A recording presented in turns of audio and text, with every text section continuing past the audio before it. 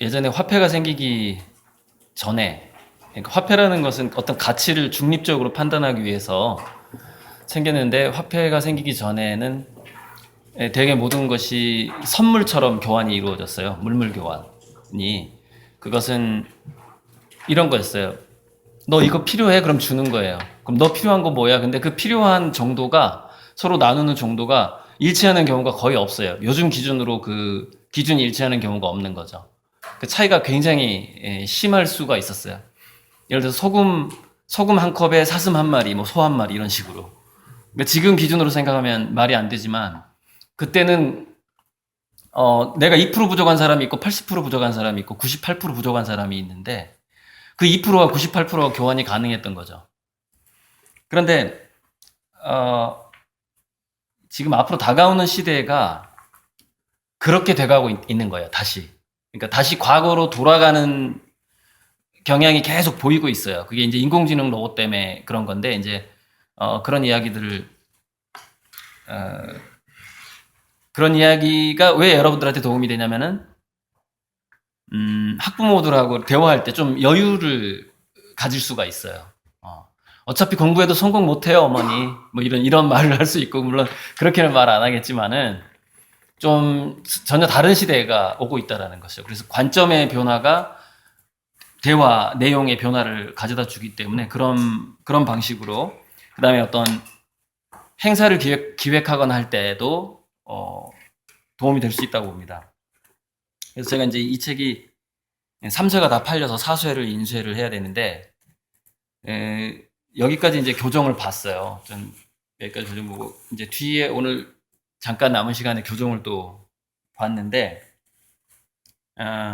마침 아까 제가 미술대학을 나와서 다른 행보를 걷고 있다 이렇게 말씀을 하시는데, 그에 관한 답변이 마침 이 제 책 속에 나온 거예요.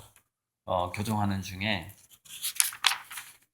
그래서 잠깐 얘기를 하자면, 이제 제가 인간 두뇌의 특성에 대해서도 얘기를 할 텐데요. 이런 게 있어요. 2015년에 노벨 생리의학상을 받은 오무라 사토시라는 사람의 얘기가 이제 여기 들어가는데, 이 사람은 중학교 때 축구 선수였고 고등학교 때는 스키 선수였어요. 공부를 안 했어요. 명문대 못 갔어요. 그러니까 일본의 지방대에 갔어요. 그런데 갑자기 30대에 공부를 시작합니다. 30대 공부를 시작해서 유학을 갔다 오고 여차저차 해서 노벨상을 타요. 네. 그러니까 이게 이런 두뇌 유형이 어떤 두뇌 유형이냐면, 인간은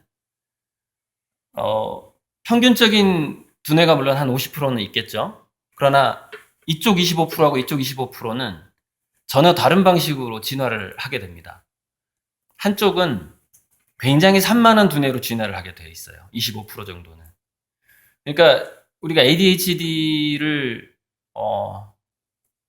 그거 아세요? 문명이 발달한 곳일수록, 그 도시의 정신과 의사가 많은 곳일수록 이상하게 그 지역에는 ADHD 환자가 많아요. 왜 그러냐면은 그 병원에 그 아이를 보내야지 약이 팔리기 때문이죠. 여러 가지 진단 기준이 달라져요. 그러니까 어떤 지역에 정신과 의사가 없어요. 그러니까 ADHD 약을 팔 만한 사람이 없어. 그럼 진단 기준이 굉장히 이제 완화돼서, 에이, 뭐, 애들 다 그렇죠? 그러고 넘어가는 거예요. 그런데 병원이 많고 제도화됐어요. 그러면은, ADHD예요. 빨리 병원에 보내세요. 이렇게 되는 거예요. 계속 이제 그런 방식으로, 왠지 막 약을 파는 방식으로 그 어떤 진단이 이루어지고, 이제 이런 어떤 음모론이, 특히 고혈압 환자의 이 음모론이 굉장히 많아요. 지난 10년 동안 환자라고 규정짓는 그 고혈압의 치수가 한 80인가 밑으로 내려와요. 30인가 80인가가. 그러니까 여기서부터 환자다라는 기준이 있잖아요. 여기서부터 투약을 해야 됩니다라는 기준이 10년간 30이 낮아져. 이상한 거죠. 네. 그런 식으로, 그런 음모랑 굉장히 비슷하게 움직이는 게 ADHD 성향이에요. 그러나 따지자면 ADHD는 전 인구의 25%가 ADHD예요. 진화적으로 봤을 때. 이런 게 있어요. 예전에 먹고 살기 위해서 이제 사냥을 할 때 이런 거죠. 뭐 예를 들어서 현장에서 위험한 상황, 그다음에 사냥감이 이렇게 도망을 가잖아요. 그러면 어디로 가는지 이렇게 즉각 이렇게 관찰하는 그 레이더의 역할을 하는 사람들이 있었어요. 레이더. 이렇게 주변을 환경을 돌아보는. 그럼 레이더의 역할을 하는 사람들은 두뇌가 어떻게 발달을 했냐면 한 곳에 오래 집중하면 안 되고 순간순간 짧게 여러 가지를 집중하도록 진화를 하게 됩니다. 근데 어떤 사람은 예를 들어서 그 사슴이 도망간 발자국만 연구하는 사람이 또 있어요. 물론 그걸 다 잘하는 사람도 있지만은 땅바닥만 보면서, 그러니까 여기서 호랑이가 나타나는지 독거미가 내려오는지 뱀이 풀숲에 있는지를 보는 게 아니라 사슴 발자국만 보는 전문가가 있다 이거예요. 그런 두뇌는 살짝 자폐형 두뇌로 진화를 하게 됩니다. 그래서 살짝 그러니까 왜냐하면 다른 건 신경 안 쓰는 거예요. 딱 그것만 보는 거예요. 자폐형 두뇌는 뭐 한 가지만 잘하는 천재가 많아요. 그것만 잘하게 되죠. 그래서 ADHD형 두뇌하고 자폐형 두뇌는 그러니까 어떻게 좀 어떤 느낌이 오냐면은 자폐형 두뇌는 어려서부터 일찍 책에 집중하는 경향이 있습니다. 자폐형 두뇌는. 왜? 뭐 한 가지에 집중 시간이 길기 때문에 그래요. 뭐 한 가지를 파는 걸 좋아하기 때문에. 그런데 이 자폐형 두뇌는 그래서 공무원 사회에 굉장히 많아요. 공무원 사회. 그래서 근데 자폐형 두뇌의 특성이 뭐냐면은 일단 산만한 아이들을 이해할 수가 없고 공감이 잘 안 되는 거예요. 어떻게 인간이 저럴 수가 있지라는 생각이 드는 거죠. 왜냐면 그것도 그 가족력이 있어가지고 자기 집안에는 그런 애가 없는 거예요. 자기 집안에는. 그러니까 예를 들어 자폐형 두뇌 집안이다 그러면은 그 집안은 막 그 이공계 많이 가고 과학자가 많이 출연을 하게 되거든요. 그래서 어떤 연구가 있냐면은 노벨상을 수상한 사람의 가족들을 조사해 보면은 형제 내지는 사촌 중에 꼭 자폐증 환자가 한 명 있습니다. 무슨 얘기냐면은 어느 정도의 자폐증을 갖지 않고서는 연구가 불가능해요. 거기에 맞는 두뇌여야만 하는 것이죠. 자, 그런데 오무라 사토시는 ADHD형이에요. 전형적인 ADHD형은 뭐냐면은 몸으로 배우는 스타일입니다. 그러니까 글씨로만 배우는 걸 도저히 못해요. 그래서 약 인구의 25%인 ADHD형이 언제부터 책을 읽을 수가 있냐면 25살이 넘어야 됩니다. 25살 이전에 책에 집중이 안 되는 겁니다. 체질이 그런 두뇌가 아닌 거예요. 그런데 놀랍게도 예를 들어서 사슴 발자국만 쫓는 방식으로 진화한 그 자폐형 두뇌는 자격증 따고 시험 보는 도 굉장히 강해요. 이렇게 규격화된 그 시험 문제 이런 거에 되게 강해. 외우는 것도 잘해. 그죠? 그 흔적을 다 그 데이터베이스를 해야 되잖아. 데이터베이스 하도록 얘는 진화를 한 거예요. 예를 들어서 이거는 사슴 발자국이고 이거는 누구 발자국이고 이거 밟은 지 예를 들어서 발자국 위에 먼지가 얼마나 쌓였느냐 하면 이거 지나간 지 몇 시간 됐고 이런 거 알아내야 되거든요. 다 데이터베이스화 하는 거죠. 그런 거에 아주 능하니까 암기력도 좋아요. 그런데 자, 맹수가 어디서 나타나고 뭐 이런 거를 주로 보도록 진화한 ADHD형은 뭐냐? 데이터베이스화가 될 수가 없어요. 환경이 달라지고 계속해서 변수에 대응하는 두뇌인 거예요. 변수에. 여기 변수 없나? 저기 변수 없나? 여기 변수 없나? 이렇게 진화한 두뇌인 거죠. 그러다 보니까 자폐형 두뇌는 자격증 따기는 굉장히 쉬운데 인박스형, 그러니까 하나의 상자 안에서 생각하면서 연구하고 뭔가 결과를 내는 데는 굉장히 잘해요. 그 고시패스형 두뇌들이 보통 이쪽 두뇌들입니다. 공무원형 두뇌들이 시험 막 공부해가지고 암기 잘해가지고 시험 통과한 두뇌 인박스에 굉장히 강합니다. 그 박스 안에서 파고 들어가는 거에 강한 거죠. 그런데 문제는 아웃박스형 사고가 안 되는 거예요. 아웃박스형. 왜냐하면 데이터베이스를 축적하고 그 데이터베이스 내에서 진단하는데 타고난 두뇌이기 때문에 그래요. 그런데 ADHD 두뇌, 그러니까 사냥하면서 레이더 역할을 했던, 우리가 미어캣 같은 거 보면은 미어캣이나 이렇게 보면 나무 위에 올라가서 이렇게 주변을 두리번거리는 애가 있어요. 근데 보통 포유류 집단에서 독수리나 맹수가 나타나는 것을 관찰하는 애들은 되게 10대 애들이, 젊은 애들이 많이 해요. 왜 그러냐면 걔네들이 도파민이 많고 이제 주의 집중을 하는데 좀 산만하면서도 여러 가지 것을 동시에 주의 집중을 하려면은 두뇌 자체가 여러 곳이 도파민으로 활성화가 돼야 돼요. 그러니까 그 두뇌는 체질적으로 뭐냐면은 동시에 하고 싶은 게 여러 가지인 거예요. 여러 가지인 거예요. 근데 몸은 하나잖아요. 그러니까 이것 조금 하다 저것 조금 하다 하는 거예요, 애들이. 머릿속에 막 하고 싶은 게 너무 많은 거예요. 근데 하나만 쭉 꾸준히 한다. 그럼 그건 약간 살짝 자폐형 두뇌 쪽인 것이죠. 그런데 문제는 뭐냐면은 자폐형 두뇌가 창의성에 약하다는 단점을 갖고 있습니다. 지금까지 데이터베이스화 된 것에서 그러니까 자기가 익숙했던 사건, 문제가 발생했을 때 그걸 해결하는 능력은 좋은데 전혀 새로운 문제에 약한 거예요. 근데 산만한 두뇌는 원래 두뇌가 새로운 것을 감지해서 알리는 쪽의 두뇌로 발달을 했기 때문에 그래서 박스와 박스를 넘어가는 겁니다. 그러니까 고정관념 갖는 걸 싫어하는 거죠, 기본적으로. 뭔가. 그래서 이 사회가 급변하고 문명이 빨리 변할 때는 어려서부터 굉장히 산만했던 애들의 두뇌가 그 사회에 더 많이 필요해지게 됩니다. 필요해지게 돼요. 그러니까 저는 옛날부터 이런 강의를 해왔죠. 우리 한국이 발전을 하려면은 고시패스형 두뇌가 리더 자리에서 빨리빨리 사라져줘야 된다라고 제가 강의를 합니다. 왜냐면 지금 시대는 과거의 데이터베이스로 국가를 운영하는 시대가 아니거든요. 이미 프론티어에서 내가 어디로 가야 될지 탐색해야 돼. 레이더형 인재가 필요한 시대인 거죠.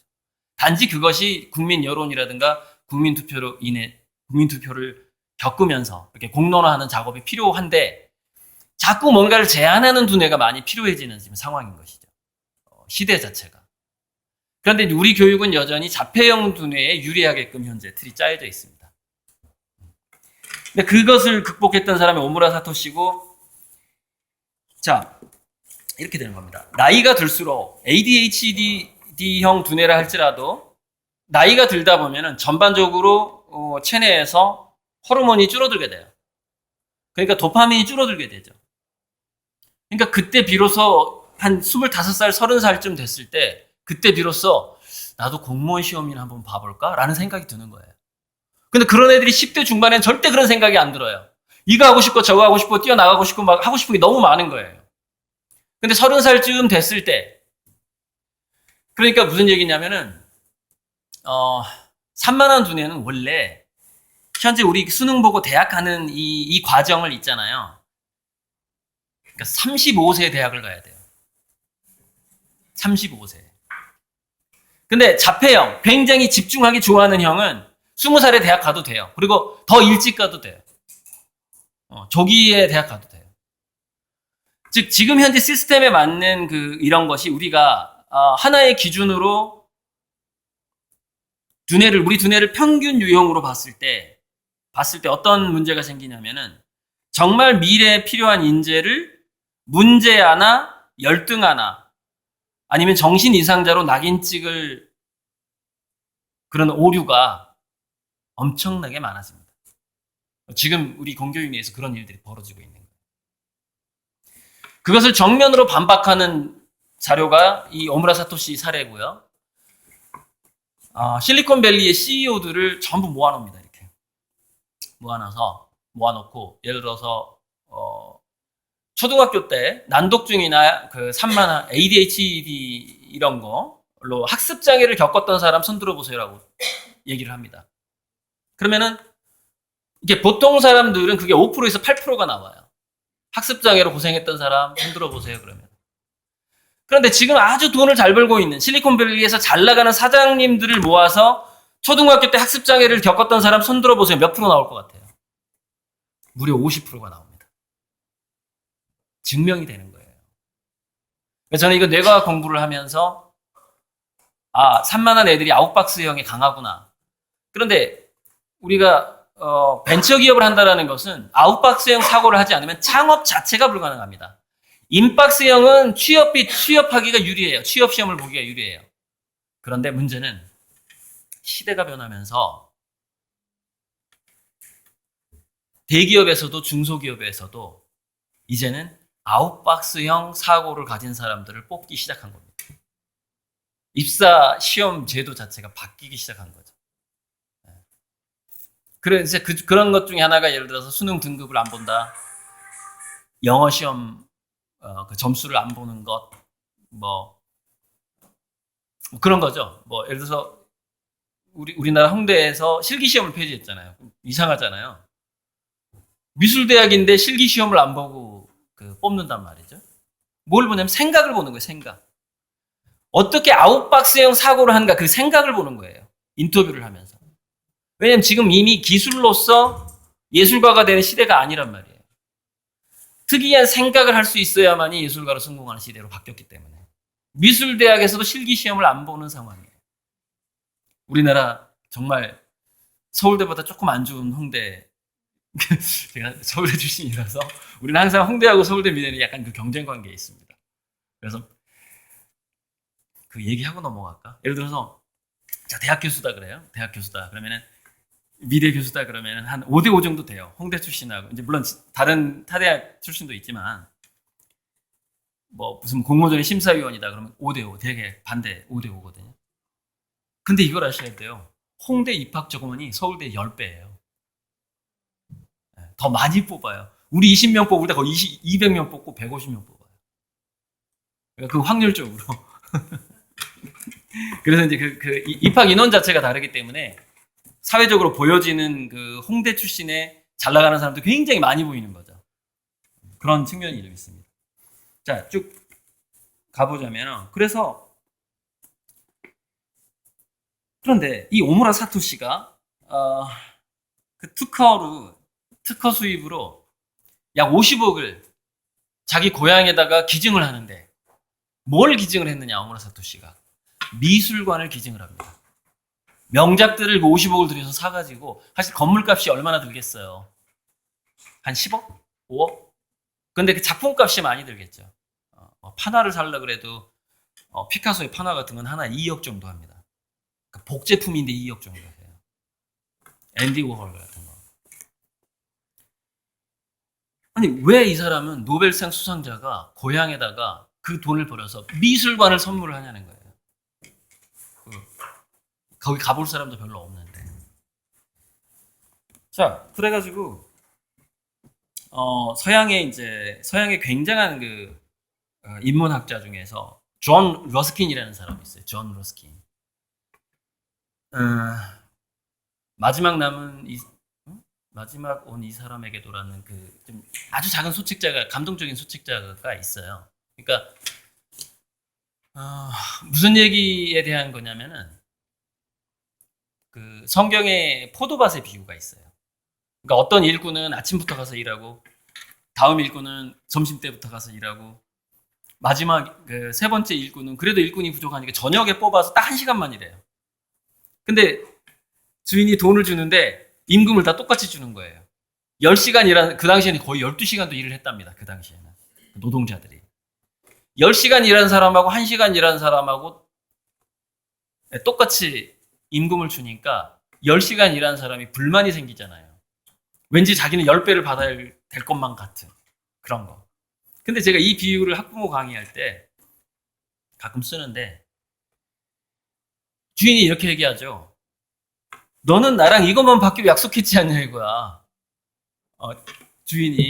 이 사람은 1시간만 일해도 내가 그거 주겠다고 얘기하고 급히 구했으니까 인력을 구했으니까 1시간 일해도 내가 그 똑같은 금액을 주는 건데 너가 나한테 불만을 제기할 이유가 없다라는 것이죠. 그런데 이제 이 비유가 여러 가지로 쓰일 수 있는데 제가 가장 많이 쓰는 거는 이거예요. 산모가 아기를 낳을 때 이런 기도를 합니다. 이렇게 손가락 10개 다 있고 이렇게 장애인으로만 선천적 장애인으로만 태어나지 않았으면 좋겠다. 하나님 아버지 뭐 이러면서 기도를 해요. 근데 점점 욕심이 많아집니다. 딱 보니까 확인이 됐어. 아니야 선천적 장애인 아니야. 확인이 됐어. 예뻤으면 좋겠어요. 잘생겼으면 좋겠어요. 머리가 좋았으면 좋겠으면 계속 욕심이 많아집니다. 처음에 신학어의 약속을 저버려요, 엄마들이 되게. 그래서 저는 이 비유를 거기다가 그 학부모 교육할 때 써먹거든요. 어쨌건 그래서 존 로스킨이 이제 그거에 관한 그 스토리에 대한 것을 주제로 해서 책을 쓴 책이 하나 있어요. 그런데 존 로스킨이 재밌게도 드로잉 책을 냅니다. 그러니까 이 사람은 인문학자인데 그 그림을 어려서부터 연마를 했던 거예요. 여러분 놀랍게도 마윈이 있죠, 알리바바에. 마윈이 어렸을 때 미술 연마를 열심히 합니다. 그러니까 제가 15년 동안 가난한 집 애들한테 그림 그리는 법을 무료로 가르쳐 왔어요. 지금 얼마 전에 그만뒀는데 너무 바빠져가지고. 왜냐면 사물을 관찰하고 그것을 그릴 수 있다는 것은 뭐냐면요. 이런 게 있어요. 설명하지 못하면은 아는 게 아니다라는 얘기가 있거든요. 그런데 뭔가를 관찰하고 그리지 못하면은 그걸 관찰한 게 아니에요. 마찬가지로. 그래서 뭔가를 정확하게 관찰하게 하는 것을 훈련시킵니다. 그림이라는 것은. 화가를 만들고자 하는 게 아닙니다. 사람들은 되게 자기가 잘 보고 있다라고 생각을 해요. 그런데 잘 본다라는 것이 굉장히 어렵습니다. 굉장히 어려워요. 한 5년 걸려요. 책상 위에 예를 들어서 화분 하나 제대로 그리는 거 5년 걸립니다. 그거 하나 잘 묘사하는데. 매일매일 1만 시간의 법칙 있죠? 그러니까 1만 시간 아니더라도 5천 시간을 투자해야 돼요. 그 정도로 오래 걸려요, 보통.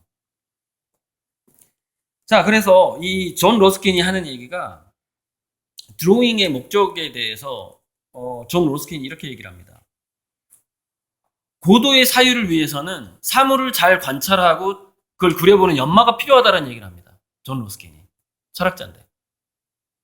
그려보는 게 필요하다. 우리가 학부모 연수할 때도 그러니까 우리가 단순히 그림을 배운다라는 것은 사물을 잘 보는 데에서만 끝나는 게 아니라 우리 두뇌의 특성이 원래 그래요.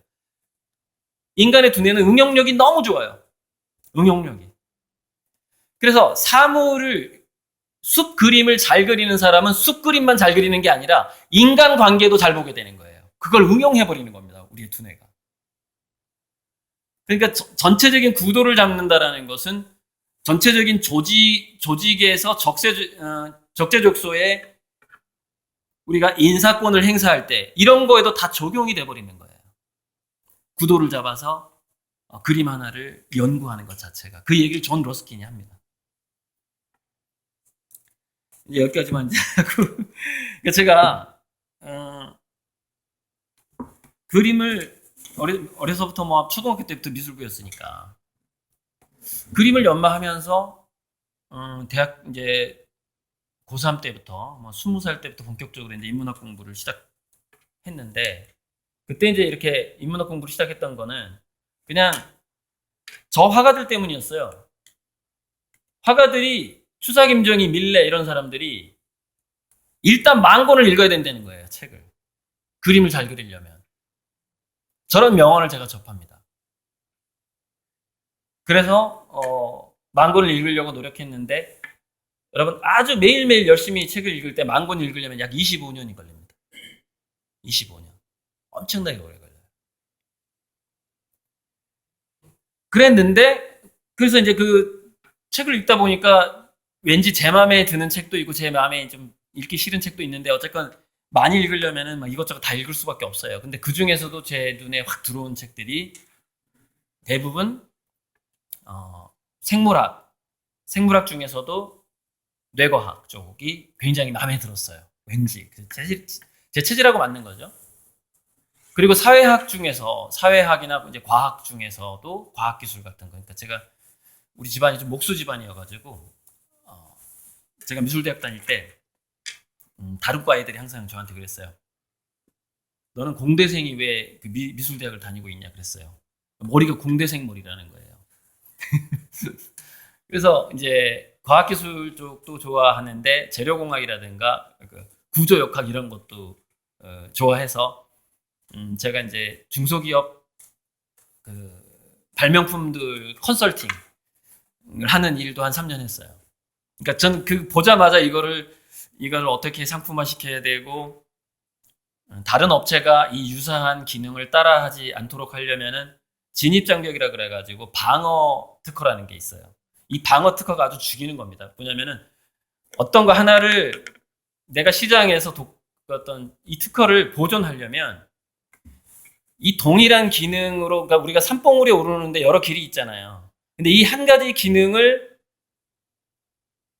시장에서 성공시키기 위해서 이르는 길이 20개의 길이 있는 거예요. 그럼 방어 특허가 뭐냐면 그 20개를 미리 특허를 내는 겁니다. 왜? 못 쫓아오게. 돈이 더 많이 있는 사람이, 그러니까 예를 들어서 맥켄토시가 더 좋았고, 빌 게이츠 컴퓨터가 더 나빴어요. 성능은 처음에. 근데 물량 공세로 이긴 거거든요. 물량 공세로. 바로 그렇게 돈으로 치고 들어오는 것을 막기 위해서 이 하나를 성공시키기 위해서 5개에서 20개의 방어 특허를 냅니다. 사업을 할 때. 그래서 여러분, 삼성에서 1년에 특허 관리비가 4조에서 5조가 들어가요. 거기서 쓰는 거 1%도 안 됩니다. 다 방어 특허예요. 미치는 거죠. 네, 어쨌든 그런 일도 하면서 하다 보니까 뇌과학을 딱 보니까 뭐가 보이냐면 우리 교육이 이대로 가면 안 되겠는데? 라는 게 보이는 거예요. 그 진화심리학이라든가 뇌과학을 공부해 보니까 이거 아니다. 큰일 났다. 그죠? 걱정되기 시작하는 거예요. 막 걱정되기 시작하는 거예요. 이제 아는 만큼 보인다고 책을 많이 읽다 보니까 뭐가 막 걱정되기 시작하는 거예요. 이제 할 말이 생기기 시작하는 거죠. 그다음 이제 특허 쪽이라든가 과학기술 쪽을 보니까 이게 교육하고 또 연관이 돼 있는 거예요. 즉 산업 성장 시대에는 그 나라의 인박스형, 박스 안에서 인박스형 사고를 잘하는 두뇌가 사회로 진출을 많이 하면은 선진국이 되는데 굉장히 도움이 많이 됩니다. 그러니까 그 자폐형 두뇌 중에서 이 자폐형 두뇌가 아니면 그 능력이 없습니다. 기본적으로. 어떤 능력이 예전에 삼성의 이병철 씨가 일본 기업을 베껴서 성장을 할 때 꼭 같이 따라 보내는 자폐형 두뇌 한 명이 있어요. 그 두뇌가 뭐냐면 설계도를 한 번 보면 안 잊어버려요. 도면을 1초만 봐도 절대 한국에 올 때까지 안 잊어버려요. 그걸 그대로 그릴 수 있어요. 특이하게 자폐형 두뇌에는 그런 능력을 가진 사람들이 있었는데 왜 그런 능력이 있는 사람을 이병철 씨가 따라 보냈냐면 기업의 관행이 견학은 시켜주는데 사진을 찍는다거나 거기서 그림을 메모를 한다거나 하는 거를 부러워합니다. 눈으로 볼 수밖에 없어요. 그래서 이렇게 했답니다. 그 일본 기업 베낄 때. 두 그룹을 나눠요. 갈 때는 한 비행기로 보내요. 그런데 그 자폐형 두뇌 딱 한 번 보면 안 잊어버리는 사람이 2사람이 가는 겁니다.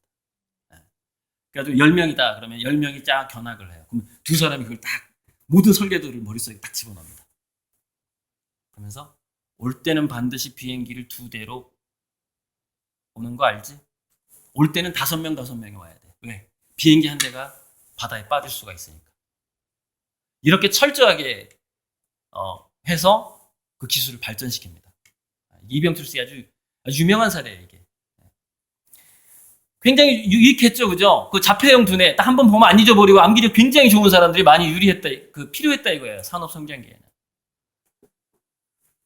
그런데 이제는 반도체도 막 DNA 반도체가 나오고 배터리도 리튬이온 배터리가 아니에요. 이제 그거보다 훨씬 성능이 좋은 나트륨 배터리가 나오고 뭔가 기존에 있는 시스템에서 그것이 고도화되고 발달하는 형태로 지금 우리나라가 이미 선진국이 돼버렸기 때문에 그렇게 가는 게 아니라 전혀 엉뚱한 데서 경쟁자가 나타나는 현상이 일어나게 된 거죠.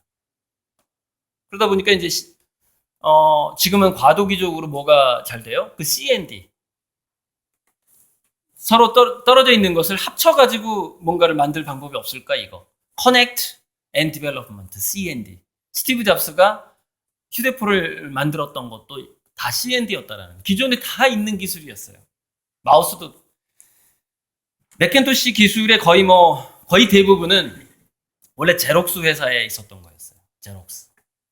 스티브 잡스 스토리 이렇게 두꺼운 책 보면 아주 자세하게 나옵니다. 그 픽사 이야기 뭐 이런 책들 보면 제록스에 있는 기술을 다 베껴와요. 그래서 예전에 스티브 잡스하고 빌 게이츠가 법정 소송이 있었어요. 그러니까 스티브 잡스 맥킨토시 윈도우를 빌 게이츠 너가 저기 따라했다 이거야. 그러면서 소송을 건 적이 있었는데 결론은 둘 다 베낀 걸로 결론이 납니다. 결국 스티브 잡스도 베꼈던 거였어요. 원형이 있었던 거예요. 원형이. 그러니까 야 너도 베꼈는데 야 네가 베낀 걸 내가 베꼈다고 어떻게 나를 소송한 거냐 이거지. 소송이 될 수가 없죠.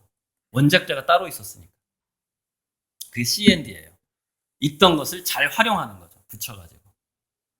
그런데 그 C&D의 시대도 이제 한동안 계속 되겠지만은 그 다음 이제 이 다음 앞으로 다가오는 시대는 인공지능이라는 변수가 등장하게 됩니다. 제가 그림 그리는 화가의 제 그림들이에요. 잠깐 보여드린 거예요. 이 사람이 왜 4차 산업혁명이란 말을 창안한 사람이에요. 처음에 주장했던 슈바프라는 사람이 하는 말. 인공지능은 정부나 기업이 감당하기 어려운 변화다. 정부도 기업도 감당할 수 없을 정도의 엄청난 것이다라는 거예요. 인공지능이라는 것이. 왜 인공지능이 그 정도 엄청난 것인가를 이제 뭐 차차 나올 텐데. 뭐 이게 쓰나미급이죠. 우리가 감당할 수 없는 자연재해급이에요. 인공지능이라는 거는. 이건 이제 그 이세돌 인터뷰 내용이고, 뭐 하나 열어놓고 제가 좀 할게요. 이거 열어놓고 할게요. 자, 그래서 지금은 저기 보면 초연결, 초경쟁, 전혀 연결되지 않을 것 같은 게 연결이 되고, 전혀 나의 적수가 나의 경쟁자가 아닐 거라고 생각했는데 나를 치고 들어오고. 그러니까 여러분 그 자동차 회사에서 생각해 보세요. 몇 년 전까지만 해도 자동차 회사에서 휴대폰 회사가 자동차를 만들 거라고 생각을 못 했잖아요. 휴대폰 회사가. 근데 휴대폰 회사가 갑자기 전기 자동차를 만들기 시작하는 거예요. 왜냐면 그러니까 자동차가 부품이 2만 개가 들어간다면 전기 자동차가 200개밖에 안 들어간다는 거예요. 부품이. 그러니까 수많은 하청업체가 있을 필요가 없어요. 자, 2만 개하고 200개면 도대체 하청업체 몇 개가 필요 없는 거예요. 만약에 부품 만드는 하청업체가 있다고 쳐봐봐요. 그럼 19,800개가 필요 없는 거 아니에요. 그럼 휴대폰 회사가 전기 자동차를 만들면 무슨 일이 벌어지겠어요? 그 19,800개의 부품을 만들던 하청업체 어떻게 되죠? 망하는 거죠. 이게 대량 실업의 시대입니다. 대량 실업의 시대. 새로운 유발 하라리가 이런 얘기를 했어요. 자, 증기기관, 뭐 1차 산업혁명, 전기, 2차 산업혁명, 컴퓨터, 3차 산업혁명, 인공지능, 4차 산업혁명 이렇게 되는 건데 예전에는 그 문명을 바꿀 만한 기술이 한 100년에 한 번 나온다거나 50년에 한 번씩 나왔는데 요즘에는 매일 나온다 이런 얘기를 합니다. 매일매일 나온다. 그 속도감이 얼마나 빠르겠어요. 문명을 바꿀 만한 기술들이 매일 나온다는 거예요. 하루하루 쏟아진다는 겁니다. 그 얘기를 해요. 자, 이런 마당에 자, 동일한 시스템 내에서 데이터베이스를 모아서 그것을 적용하는 자폐형 두뇌, 암기형 두뇌가 어떻게 적응을 하냐고요. 매일매일 문명을 바꾸는 기술들이 나오고 있는데. 아웃박스형 두뇌, ADHD형 두뇌를 어떻게 우리가 성장시키느냐가 나라의 미래가 달려있다는 것이죠. 지금 교육의 상황이 그렇게 바뀌었다는 겁니다. 그렇게. 그래서 제가 계속 연구를 합니다. 이 ADHD형 두뇌를 어떻게 보호를 하지? 지금 교실만 들어가면 선생님한테 얘는 문제아로 낙인 찍히는데. 그리고 얘는 30살, 25살이 넘어야만 책을 볼 수 있는데 온통 학교는 책이 꽂혀 있고 다 교과서 중심으로 돌아가고 이거 어떡하냐는 거예요. ADHD 두뇌를 어떻게 아웃박스형 사고에 능하도록 아예 타고나는 겁니다. 이거는 무슨 얘기냐면은 단세포 생명체부터 포유를 거쳐서, 파충류 포유를 거쳐서 약 40억 년 동안 축적된 거예요. 우리 인간의 두뇌의 특성이라는 것은 40억 년 축적된 겁니다. 40억 년. 자, 그럼 우리나라 공교육 40년 됐어요. 40억 년과 40년의 싸움입니다. 누가 이기겠어요? 절대 인간의 두뇌를 바꿀 수 없어요. 교육이, 제도가 두뇌에 맞춰야 되는 것이지 어떻게 바지가 짧다고 발목을 자를 수가 있습니까? 안 되는 것이죠. 그래서 요즘에 이제 계속 주장하고 있는 게, 지금 일본마저 국제 바칼로레아를 전면적으로 아베 수상하고 장관들이 모여서 협의를 합니다. 교육 문제를 교육부 장관이 결정하는 게 아니라 대통령하고 장관들이 다 모여서 협의해가지고 결정을 해요. 일본은 2020년부터 객관식 없앤다. 대입시험에서. 전국의 200개 학교에서 국제 바칼로레아 시범 도입을 해서 2020년, 3년 만에 일본의 모든 교육을 혁신한다. 꽝꽝꽝 해버리고 지금 추진하고 있어요. 그런데 일본 국민들이 반대를 안 한대요. 그래서 왜 반대를 안 하나 봤더니 원래 국제 바칼로레아 교육이 사교육 시장에서 굉장히 비싼 교육인 거예요. 그것을 전체 국민한테 다 하도록 해주겠다. 돈이 많이 들겠죠? 시스템이. 객관식 시험이 왜 필요해요? 평가하는데 돈이 적게 드니까. 평가하는데. 자, 주관식으로 테스트하려면 평가 인력이 어마어마하게 필요합니다. 평가 인력이. 그 이름 가리고 인간이 평가를 해야 돼요. 뭐 이렇게 학교를 바꿔서 평가한다거나 뭐 여러 가지 이제 그 안전장치가 있겠지만은 그 고급 교육을 시키고 국가가 세금을 투입해서 선진국 표준으로 3년 만에 바꾸겠다라고 수상이 결정을 합니다. 그 동일한 시기에 우리나라는 정시를 늘리자 이러고 있어요. 지금 정시를 늘리자, 수시를 늘리자, 전형을 이러고 있어요. 지금 3년 만에 일본은 지금 그래서 평론가들이 메이지 유신급이래요. 일본의 교육, 그래서 교육 유신이라고 불러요. 두 번째 메이지 유신이라는 겁니다. 지금 3년 만에 일본 교육 전체를 바꿔버리겠다. 지금 이런 우리 그 학력고사 수능 체제를 지금 이렇게 사지선다형, 오지선다형으로 유지하는 유일한 국가가 일본하고 한국이었대요. 근데 일본이 빠져나간 겁니다. 국가 전략으로. 이제 한국만 남아있어요. 근데 전 세계가 그렇게 빠져나가는 데는 다 이유가 있겠죠. 암기형 두뇌, 인박스형 두뇌를 출세 못하게 하는 장치입니다. 출세 못하게 하는 장치예요. 왜? 인박스형 두뇌가 출세를 하면은 어떤 현상이 벌어지냐면은 제가 아까 얘기했죠. 산만한 ADHD 두뇌를 외계인으로 보게 됩니다. 그러니까 모든 조직 내에서 창의성이 말살돼 버리는 거예요. 아웃박스형 두뇌가 견딜 수가 없는 겁니다. 조직 내에서. 근데 실리콘밸리 보세요. 원래 거기는 아웃박스형 두뇌가 많잖아요. 초등학교 때 공부 못했던 CEO들이 많고요. 여러분 난독증 굉장히 무서운 겁니다. 그거 책을 읽을 수가 없어요. 그래서 난독증 증상을 보니까요, 막 글자들이 막 이렇게 춤을 춘대요. 이렇게 보면은. 그리고 딱 보면은 글자가 이렇게 앞뒤가 스펠링이 바뀌어 보인대 이렇게. 이게 무슨 뜻인지 읽을 수가 없다는 거예요. 심각한 거예요. 그러니까 눈이 나쁜 거하고 틀려요. 두뇌 자체가 문자에 적응을 못하는 거예요. 난독증이라는 거는. 바꿀 수가 없어요, 그거를. 그래서 책을 대신 읽어주는 직원을 씁니다. 그러니까 뭐 책을 대신 읽어주고 옆에서 이렇게 소리로 들려주고 요약해주는 직원이 한 5명 있어요. 그 사람은 자기가 직접 책을 볼 수가 없기 때문에. 그런 식으로 이제 적응을 해나가는 것이죠. 그래서 그 난독증이 있던 한 CEO가 인터뷰에서 이런 얘기를 해요. 자기는 뭐 하버드, 그러니까 미국의 그 엄청난 명문대에 나온 직원들을 수없이 데리고 있대요. 데리고 있다는 거예요.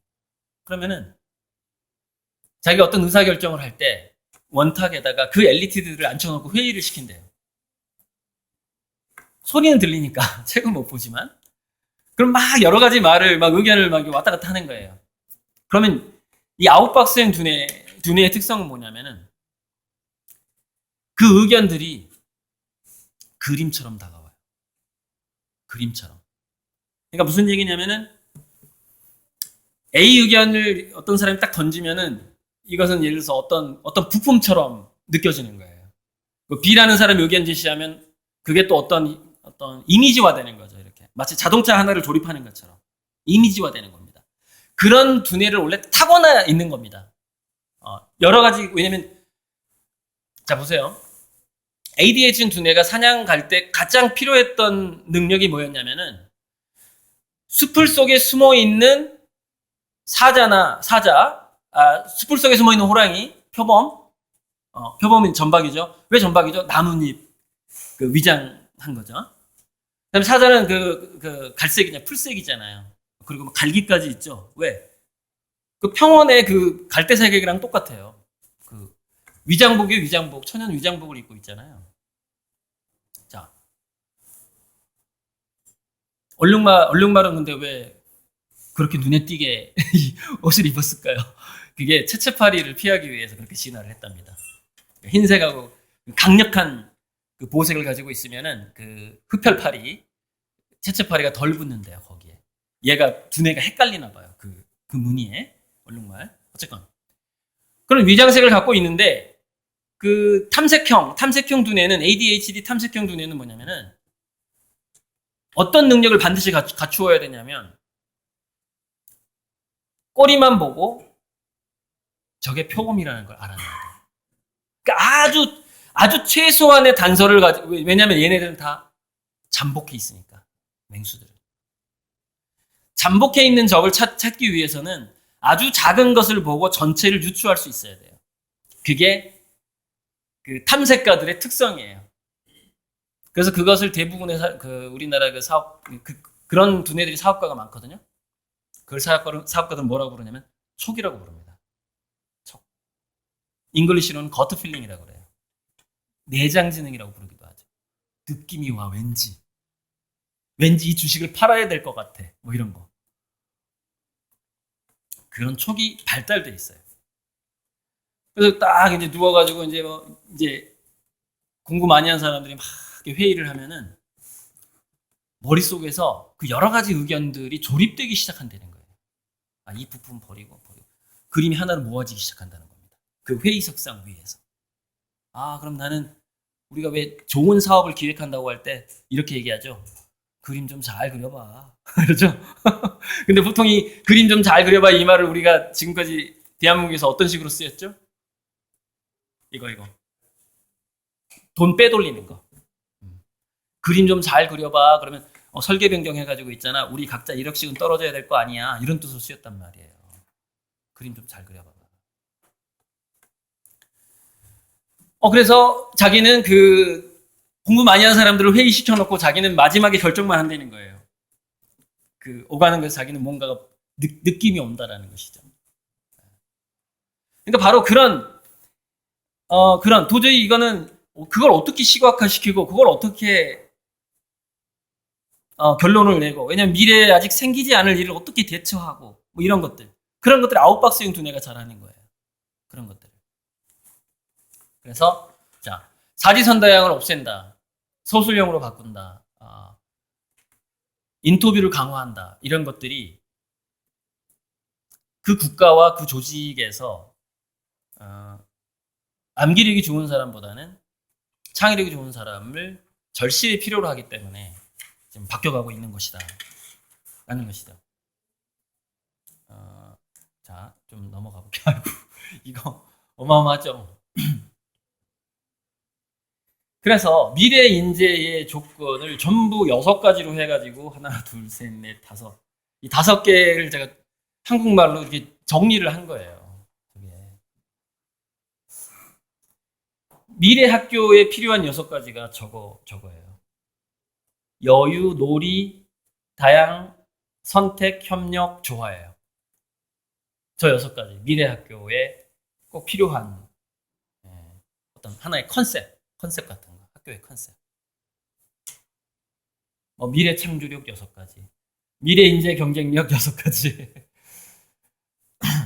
그다음에 다니엘 핑크의 미래의 창의성 인재의 6가지 조건. 이게 다 있죠. 그래서 이거는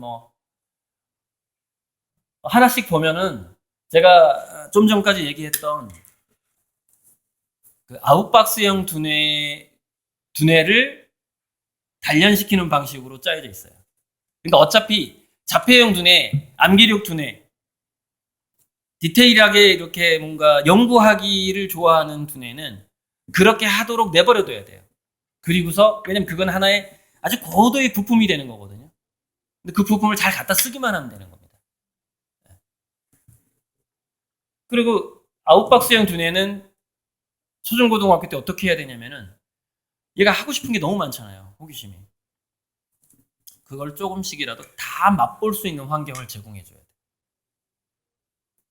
그러면 이 2가지를 만족시킬 수 있는 우리 교육제도, 일본이 바칼로레아를 도입하는 것보다 좀 더 혁신적이면서도 좀 더 우리 인간의 두뇌에 잘 어울리는 교육제도는 없을까라고 제가 이제 또 몇 년간 고민을 했잖아요. 강의 다니면서.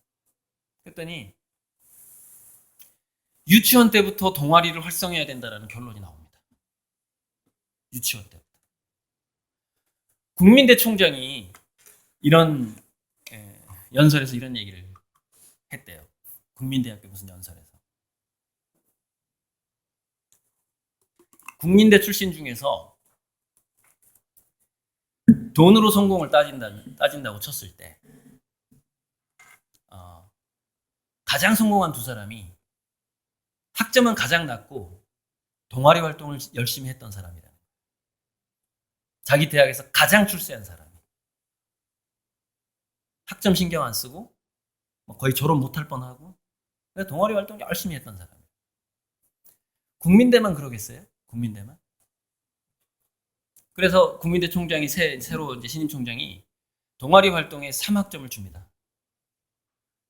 우리 예전에 동아리 활동할 때 대학 때 학점 안 줬잖아요. 모든 동아리에 3학점을 줍니다.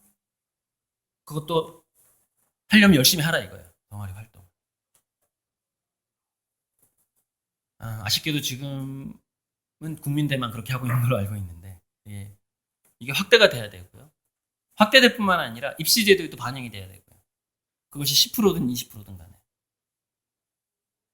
초등학교 때부터 유치원 때부터 자폐형 두뇌는 자연스럽게 뭔가 하나를 파기 시작합니다. 여러 가지 탐색하는 두뇌가 아니기 때문에 자연스럽게. 그럼 초등학교 때 굉장한 예를 들어서 수학 천재가 나올 수도 있고 과학 천재가 나올 수 있고 이렇게 막 고대사만 연구하는 친구가 있을 수도 있고 막 그래요. 근데 ADHD형 두뇌 몸으로 하는 걸 좋아하기 때문에 막 답사다니고 막 왔다 갔다 하는 걸 좋아해요. 어쨌든 막 나돌아다니는 걸 좋아하고. 그러니까 그런 자기 체질과 맞는 동아리를 할 것이고 동시에 걔네들은 10개의 동아리를 조금씩 나눠서 하겠죠. 산만형 두뇌들은. 왜 하나만 하면 지루해서 참지를 못하니까. 그러니까 그렇게 동아리형으로 그러니까 학교가 커리큘럼 학과목이 여러 개가 있는 게 아니라 학과목은 13개를 폐지할 수 없다면 그냥 냅두고 학점의 그 성적의 중요도를 낮추고 100개가 넘는 동아리 활동이 모든 그 공교육 내에서 이루어질 수 있도록 혁신을 한다면 저는 일본의 교육 혁신보다 훨씬 한 50배 정도 좋을 거라고 저는 보고 있어요. 그래서 이것을 제가 이제 충남교육청 관계자분들한테 지난 한 3년간 계속 외치고 있는데 쉽지는 않겠죠. 그런데 한번 생각을 해주시고 그것이 만약에 방과 후 활동으로라도 활성화될 수 있다면 그렇게 해야 되는데 만약에 이제 중3 이상이 되면은 되게 이제 입시 정책을 따라가야 되니까 어렵겠죠. 그러면은 중2까지만이라도 그런 동아리형 몰입, 동아리형 탐색이 아이들이 많이 할 수 있도록 그럼 다 자연스럽게 자기 두뇌 유형에 맞게 얘네들이 자기 자신을 갈고 닦아갑니다. 성장시켜 가기 때문에 그런 노력이 지금 필요하다.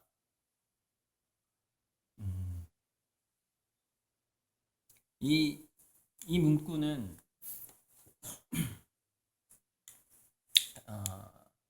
여기 이 단어들은 제가 어디서 여기저기서 이렇게 주워 모은 거예요. 이런 것들이 하나의 도표로 있는 게 아니라 제가 만든 도표라고 보시면 돼요. 이 여기 글자들이. 그래서 다니엘 핑크가 의미, 놀이, 공감, 조화, 스토리 디자인이라는 것이 미래의 인재의 조건이다라고 얘기했을 때, 그렇다면은 어떻게 놀 수 있고, 어떻게 뭔가 의미를 느끼게 되고, 어떻게 공감하게 되고, 어떻게 조화 능력이 생기고, 어떻게 얘는 자기만의 스토리를 만들게 되고, 어떻게 디자인 능력이 좋아질까를 그 6가지 그 원인을 제가 이제 추적해 들어가서 만든 게 이거예요. 첫째, 호기심을 죽이지 않으면은 얘는 저절로 재미있어지게 되는 겁니다. 재미있게 놀게 되는 거예요. 그 다음에 뭔가에 깊이 몰입하게 해주면은 걔는 자기만의 스토리를 만들어내요. 그러니까 남이 똑같이 했던 스토리는 의미가 없어요. 자기만의 스토리가 있어야 되는데 깊이 들어가지 않고 어떻게 자기만의 스토리가 생기냐는 것이죠. 예술을 즐기게 해주면 디자인 능력이 저절로 좋아집니다. 예술을 즐기게 해주면. 자, 봉사활동을 어렸을 때 체험을 시키면은 공감 능력이 훨씬 좋아집니다. 이 할머니는 왜, 그 다음에 이 장애아는 왜 이렇게 됐을까 등. 그 다음에 자연 체험을 많이 하면은 자연이라는 것은 40억 년 동안 조화를 이루어온 시스템이에요. 그래서 에코시스템이라고 그러죠. 생태계. 자연을 많이 접하면 자연스럽게 조화력이 좋아집니다. 그 다음에 의미는 도대체 어떻게 생길 것이냐 했을 때, 의미 있는 삶, 보람된 삶이라고 우리가 보통 할 때 봉사하는 삶, 그죠? 베푸는 삶이라고 얘기하잖아요. 근데 봉사하고 베풀려면은 자기 동족인 사람을 좋아해야 돼요. 어떻게 사람을 좋아하게 만들 것이냐라는 것이죠. 여러분, 그 친구에 2가지 조건이 있다고 합니다. 친구. 첫째, 친구는 친구의 의견을 억압하거나 하진 않아요. 그렇죠? 존중하는 편이에요.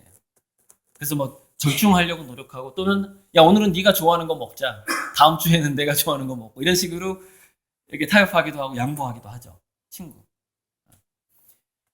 그런데 또 한 가지 조건이 필요하대요. 그게 이제 프리거든, 자유. 상대방한테 자유를 줄 수 있어야만이 친구가 된대요. 또 하나는 상대방을 좋아해야 된대요. 좋아하지 않는데 어떻게 만나고 싶겠어요? 그러니까 사랑과 자유가 결합돼야만이 그 두 존재는 친구가 되고 서로를 좋아하게 된답니다. 그러니까 사랑과 자유가 넘치는 세상을 만들면은 사람들을 좋아하는 아이들이 더 많아지는 것이죠. 자, 그런데 왜 엄마나 아빠는 자녀의 친구가 될 수가 없을까요? 이게 균형이 안 맞는 겁니다. 무슨 얘기냐면, 사랑은 많은데 자유를 잘 안 주는 거예요. 왜냐하면 모범 답안을 갖고 있기 때문에. 사지선다만 해도 참 정말 훌륭한 부모예요. 그러니까 너는 5가지 직업 중에 하나를 선택해. 그러면 굉장히 훌륭한 부모입니다. 근데 보통 부모들은 이렇게 결혼 때 남자 여자를 추천할 때도 한 2명 정도밖에 추천을 안 해요. 2명. 너는 의사 아니면 교사 돼. 둘 중에 하나.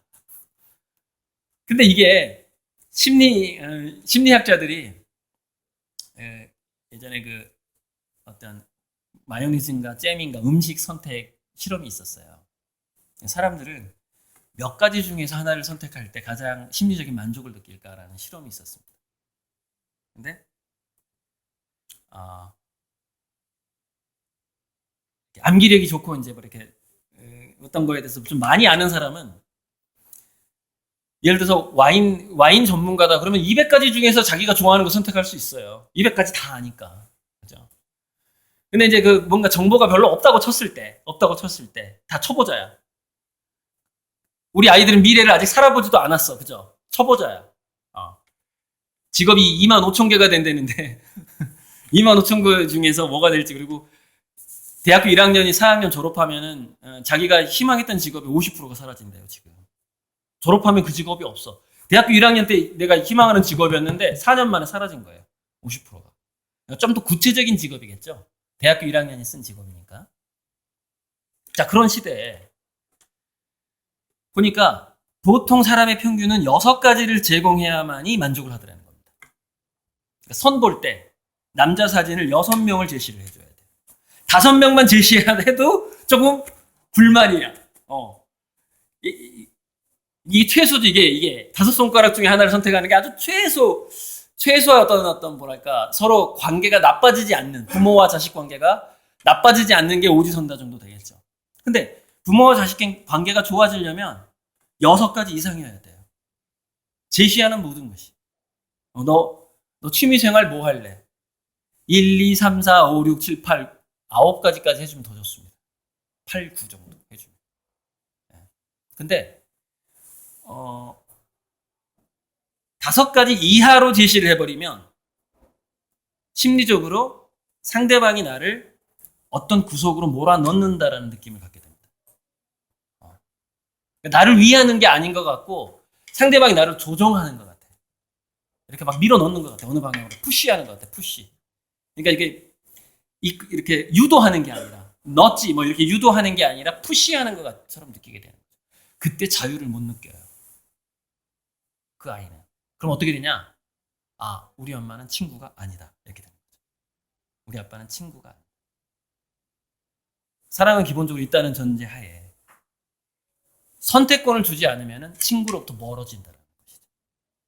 자, 우리나라에 자녀와 친구 관계를 유지하는, 자, 이 조건에서 제가 방금 얘기했더니 최소한 늘 모든 국면에서 6가지 이상의 선택권을 줘야 된다라는 그 조건으로 우리나라의 자녀와 부모가 친구인 경우가 몇 프로가 나올 것 같아요? 한 5% 나옵니다. 5%. 95%가 친구가 아니에요. 95%. 근데 친구가 아니면 어떤 현상이 벌어지냐면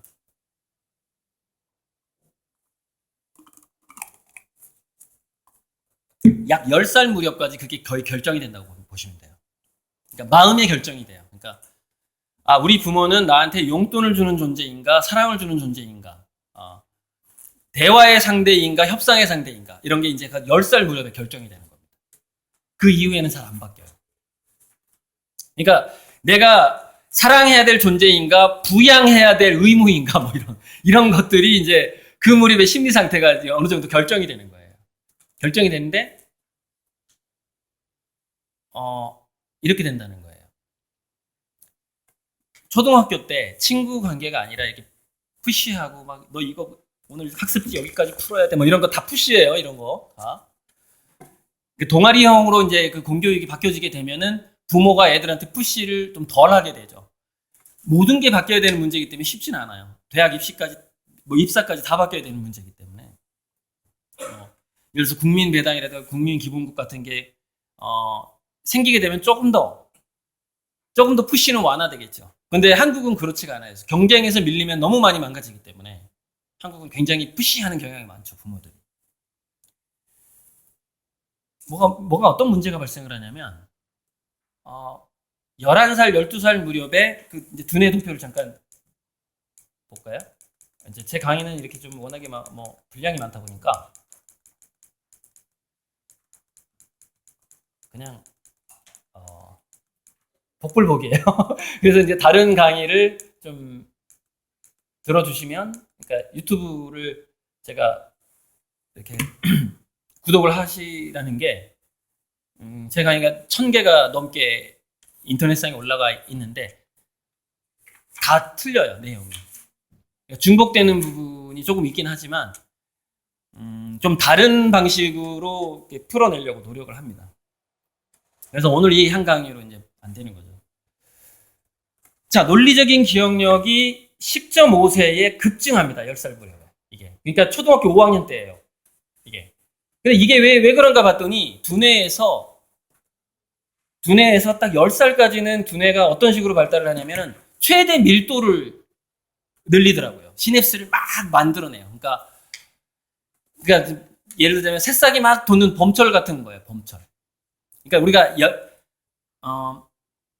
태어나서 20살까지를 하나의 계절로 봤을 때 10살까지가 봄인 거예요. 막 자라요. 봄, 여름인 거예요. 막. 근데 11살 딱 되기 시작하자마자 가을이 오는 거예요. 그러니까 한 5년씩 봄, 여름, 가을, 겨울이라고 보시면 되죠. 11살 되는 순간 가을이 오는데 두뇌에서 잘 안 쓰는 시냅스를 급격하게 죽이기 시작합니다. 근데 이제 그거는 이제 진화심리학적으로 왜 그럼 11살 무렵에 굉장히 다양한 경로를 만들어내는 시냅스를 왜 11살 무렵에 죽여버릴까 봤더니 스피드 때문에 그래요. 스피드. 그러니까 자 그동안 인류는 이렇대요. 인간이 화가 났을 때 우리 몸의 간이라든가 이렇게 근육에, 간은 좀 더 많이 비축하고 있는데 근육에 당분을 비축을 해요. 인간은 근육에. 근데 왜 당분을 비축을 하냐면 위급할 때 도망가기 위해서 그걸 비축한다는 겁니다. 위급할 때. 그러니까 전력 질주하고 마라톤이 좀 틀린 거예요. 마라톤은 하나의 대사 활동이 일어나는 거예요. 지방을 분해해서 당분을 만들어서 근육으로 조금씩 공급을 해주는 거, 그것도 쉽지는 않죠. 단련을 해야 돼요. 단련을 해야만 하는 거예요. 근데 보통 사람들은 이미 근육에 있는 당분만 쓰고 지쳐서 쓰러져요. 근데 그게 보통 그게 90초밖에 안 간다는 거예요. 90초. 그러니까 전력 질주를 1분 30초 하면 인간은 지치게 돼 있다는 겁니다. 평균. 그러니까 우리가 그 체력장 볼 때 고생 많이 하셨죠. 우리 그 1000m 달릴 때 4분 넘게 달려야 되잖아요. 4분. 그럼 기억을 잘 해보세요. 2바퀴까지 뛸만 해요. 2바퀴까지. 3바퀴 때부터 힘들어요. 왜? 인간은 평균 1분 30초 이상 뛰면 지치게 돼 있어요. 힘이 없어. 그때부터는 젖산이 나와가지고 근육이 막 아파 이제. 네. 그 평균이에요. 그럼 왜 인간은 1분 30초만 근육의 힘을 강화시켰을까? 그건 어떤 목적이 아니죠. 진화는 목적이 아니에요. 결과예요. 결과. 1분 30초 만에 높이 올라가서 사자가 나타났다. 그러면 1분 30초 동안 뛰어서 나무 위에 올라가지 못하면 죽습니다. 자, 고기를 잡다가 악어가 나타났어. 뭐 아마존 강이라고 잡아요. 그러면 잘 생각해 보세요. 아마존 강 한가운데 배가 엎어졌어. 해안가까지 헤엄치는 시간을 한번 계산을 해봐요. 우리가 늘 사냥하던데. 대략 이런 것들이 1분 30초가 나와요. 1분 30초. 나무에 올라가는 시간, 나무까지 달려가는 시간 이런 거. 그러니까 전력 질주를 해서 살아남았던 인간들의 후손들이 우리는. 그게 근육에 기억이 돼 있는 거예요. 그러니까 우리 근육은 대략 1분 30초만 전력 질주할 수 있어요. 왜? 우리 조상들이 그 이상 가끔 가다 있긴 했지만 1분 30초 정도 전력 질주를 빨리 못한 인간들이 이제 멸종을 했기 때문에 우리 조상이 아니죠. 더 이상. 이제 그런 식으로 돼 있는 거예요. 자, 그런데 그 스피드를 위해서 우리 신체가 위기로부터 살아남기 위해서는 생각을 많이 하면 안 되고, 그러니까 잡생각을 많이 하면 안 되고, 생각을 좀 압축해야 되고, 그건 뭐 전문 용어로 심리학으로는 휴리스틱이라고 그래요. 빠른 판단을 내려야 되는 거예요. 빨리 저게 맹수다, 빨리 이게 판단이 느리면 죽어요. 죽으니까 두뇌에 시냅스가 많으면 안 되는 거예요. 우리가 보통 사냥을 14살, 15살 무렵에 사냥을 같이 따라 나가거든요. 그 다음에 출산을 하기 시작하고. 그러니까 11살이 되면, 10살이 딱 넘게 되면 인간은 초등학교 5학년이 되면 성인이 될 준비를 본격적으로 시작을 하는데, 다양한 그 시냅스 가지를 죽이기 때문에 상상력이 줄어드는 방향으로 두뇌가 바뀌기 시작합니다. 상상력이 줄어들면서 그때까지 강하게 입력받았던 거라든지 10살 때까지 또는 그 시냅스가 소멸해 가는 과정에서 주변 환경에서 주변에 어떤 어른이 많고 어떤 걸 보는지 뭐 이런 거에 따라서 그것과 상관없는 것들이 사라지기 시작해요. 그래서 그 과정에서 모든 문화권의 아이들은 그 문화권의 어른들을 닮게 돼 있습니다. 프랑스로 가면 프랑스 어른을 닮게 돼요, 애가. 그 문화가, 그 주변의 환경이 다르니까. 근데 한국에 있으면 한국 어른을 닮게 되는 거예요. 엄마 아빠를 더 닮게 돼요, 사실. 학교 선생님이나 학원 선생을 닮는 경우가 별로 없어요. 아주 예외적으로 있긴 한데, 그 예외적인 건 이제 잠시 후에 말씀드리고.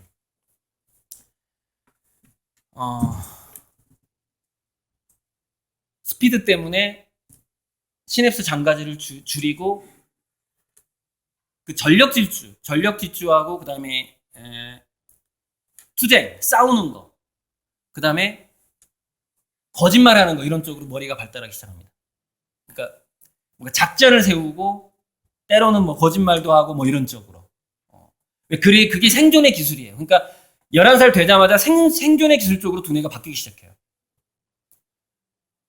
그러면서 이제 그 전력 질주할 때 필요한 물질인 노르아드레날린 또는 아드레날린 종류를 나중에 어차피 써야 되니까 도망갈 때 그 물질이 나오기 시작하는데, 그 물질의 단점이 뭐냐면은 독성을 띠고 있어가지고 보호되지 않은 시냅스를 죽여버려요. 그 물질이 두뇌에서 나오기 때문에. 보호되지 않는 그 시냅스를 죽이는데, 그것을 보호하기 위해서 수초화라고 그래야죠. 마이엘린, 지방질이 뉴런의 그 축색돌기하고 그 시냅스 신경망을 이렇게 감싸주기 시작합니다. 이게 보호를 해요.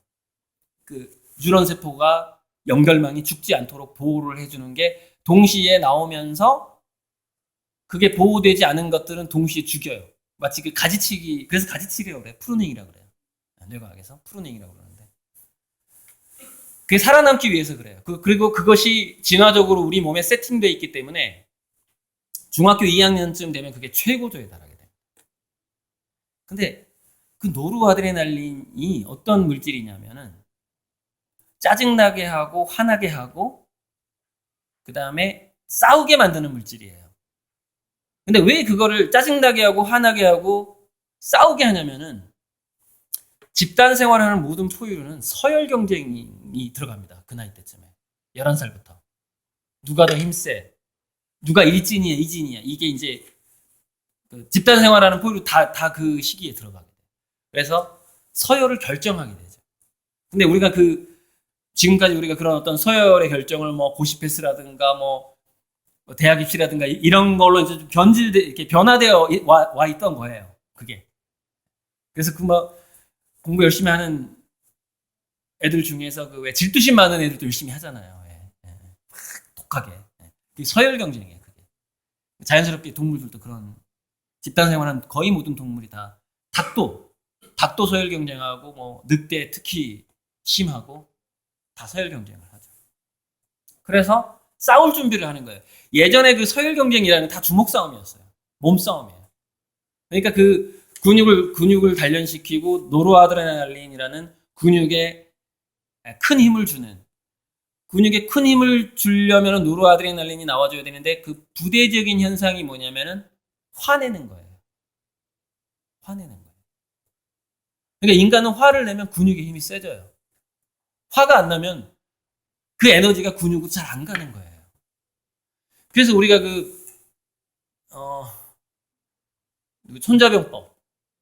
손자병법하고 과거의 그 전투에서 이게 둘 중에 하나인데, 배수진이 있고요. 그 배수진이 있어요. 배수진은 뭐냐면은 돌아갈 배가 없다 이거예요. 여기서 이제 우리가 먹을 걸 구해야 돼. 안 그러면 다 굶어 죽어. 공포거든요. 근데 공포를 느낄 때도 노르아드레날린 종류가 많이 나와요. 그러니까 인간은 두려울 때, 최후의 발악을 할 때 힘이 세집니다. 그래서 쥐가 고양이를 무는 거예요. 마지막에. 에이, 이왕 죽는 거 그냥 저 고양이랑 싸우고 죽어야지, 이렇게 되는 거거든요. 그게 이제 그 우리 전술 전략에서 배수진이라는 거예요. 그게 막 가마솥을 부시고 배를 파부 침새라고 그러던가, 아무튼 그 사자성어가 있어요. 그거 아마 그걸 누가 했냐면 항우가 있을 거예요. 항우가. 근데 또 하나가 화내기 작전인데, 예전에 이게 예전 전투에 나오는데, 첩자를 보내가지고 우리가 열세예요. 이 성을 지켜야 되는데 아군이 별로 이렇게 인원이 얼마 안 돼. 공격해온 인원이 너무 많은 거예요. 그래서 이제 이 장군이 어떻게 이길까 고민을 하다가 첩자를 상대 측에 보내서 이쪽 조상 욕을 하게 만듭니다. 막 소문을 퍼뜨려요. 쟤네들 말이야, 뭐 쌍놈들이고 뭐 조상들이 별볼 일 없고 막 이렇게 나쁜 놈들이 너무 많고 DNA가 나쁜 애들이야. 막 그러면서 인종차별을 하게 만들어요. 상대방 군사한테. 와서 막 떠들게 만듭니다. 이게 황산벌이라는 영화에서 보면은 황산벌이라는 영화에서 보면은 왜 막 욕하는 장면이 나오거든요. 막 이렇게 모멸감을 주고 막 이러거든요. 열받기 시작하는 거죠. 화가 나기 시작하는 거예요. 그래서 그때 그 전체 지휘자한테 물어봐요. 장군이 지금쯤 싸워도 되겠습니까? 그 장군은 알고 있죠. 병사들이 화가 나면 힘이 세진다라는 걸 알고 있는 거예요. 보통 3배가 세진답니다. 그러니까 그냥 나 힘세 딱 펀치하고 진짜 내가 상대방한테 화가 났어. 그리고 때리는 펀치가 3배가 세진대요. 당할 수가 없죠. 화가 나면은 이 힘만 3배가 세지는 게 아니고 이 후두엽에 있는 시각 중추가 시각적인 프로세스를 해석하는 비율이 예를 들어서 1초에 60개 하다가 1초에 60컷을 두뇌가 처리하다가 180컷으로 늘린대요. 그러니까 시각적인 처리가 3배가 되고 근육의 힘이 3배가 된다는 겁니다. 화가 나면. 그렇게 되면 어떻게 되냐면은 날아오는 화살이 보여요. 평소에는 안 보여요. 화 안 나면 안 보여요. 근데 화 나면 칼이 보여. 날아오는 게 보여.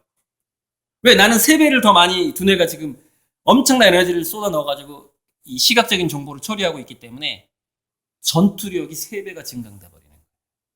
3배. 그럼 한 사람의 전투력이 3배가 증강되잖아요. 그럼 30배의 적을 이길 수가 있어요. 30배. 그 장군이 이럽니다. 아니야. 아직 화 덜 났어. 성문 열지 마. 막 화가 나가지고 이제 군사들이 장군 성문을 열어주십시오. 나가서 싸우고 싶습니다. 이러는 거예요. 처음에는 화 안 났을 때는 우리 죽으면 어떡하지? 막 이러고 있다가 막 욕을 하니까 이제 못 견디겠는 거야. 나가서 싸우고 싶은 거예요, 이제는. 처음에는 이렇게 수비형으로 있다가. 그래서 계속, 아니야, 아직 화가 덜 났어. 정말 화가 났을 때, 정말 화가 난 건 뭔지 아세요? 나를 안 내보내주면 장군을 죽여버리겠습니다. 이게 이제 화의 절정이에요. 나를 지금 나가서 싸우게 하지 않으면 장군을 죽이고 내가 문 열고 나가겠다 하는 병사가 나타나기 시작하면 그게 때가 된 거예요. 그때 딱 열어주면 이제 막 3배, 4배 힘으로 나가서 싸우는 거예요. 그게 노르아드레날린이죠. 이거를 우리 DNA가 다 알고 있어요. 그런데 예전에 우리 동물들의 경쟁 방식이 그렇게 근육을 쓰고 주먹을 쓰는 방식이었기 때문에 우리 인간들도 동물이에요. 그래서 10살 딱 넘어가면은 노르아드레날린 체제로 이 몸을 바꾸면서 그 타격을 두뇌가 입게 되면서 두뇌에서 시냅스가 죽어버리는 거예요. 이게 뭐냐? 이게 경쟁교육입니다. 경쟁교육. 경쟁교육은 어떻게 공부를 시키냐면은 공포심하고 성적 떨어지면 예전에 이미연 행복은 성적순이 아니잖아요. 이미연 아시죠? 워낙에 이거 젊은 분들은 모를 텐데 전교 2등 했는데 죽잖아요. 전교 1등 하다가 전교 2등 했는데 자살해요. 그 영어 행복은 성적순이 아니잖아요. 그 경쟁교육. 이게 원래 노르아드레날린형 교육인데, 전투력을 증강시키긴 해요. 전투력을. 경쟁교육이. 근데 어떤 전투력을 증강시키냐면은 이미 알고 있는 전쟁터에서의 전투력을 증강시킵니다. 이미 알고 있는 전쟁터에서 전투력이에요. 경쟁교육. 그러니까 자녀들한테 뭐 성적을 강요하고 한다는 게 다 노르아드레날린형 교육이라고 보면 돼요. 자, 반면에. 그러니까 무슨 얘기냐? 아웃박스형 두뇌와 DNA를 타고난 애들도 인박스형으로 만들어버리는 거예요. 그게 경쟁교육이에요. 자, 그런데 이 시냅스를 죽이는 아드레날린류 종류가 적게 나오도록 큰 애들이 있어요. 적게. 그건 뭐냐? 부모가 절대 누군가하고 경쟁을 못하게 하는 환경을 제공을 해줍니다. 그 부모가. 그러니까 이제 과거에는 옛날에는 그렇게 부모가 키우면은 얘는 사기당해요. 쫄딱 망해. 룰루랄 하다가 쫄딱 망해. 저한테.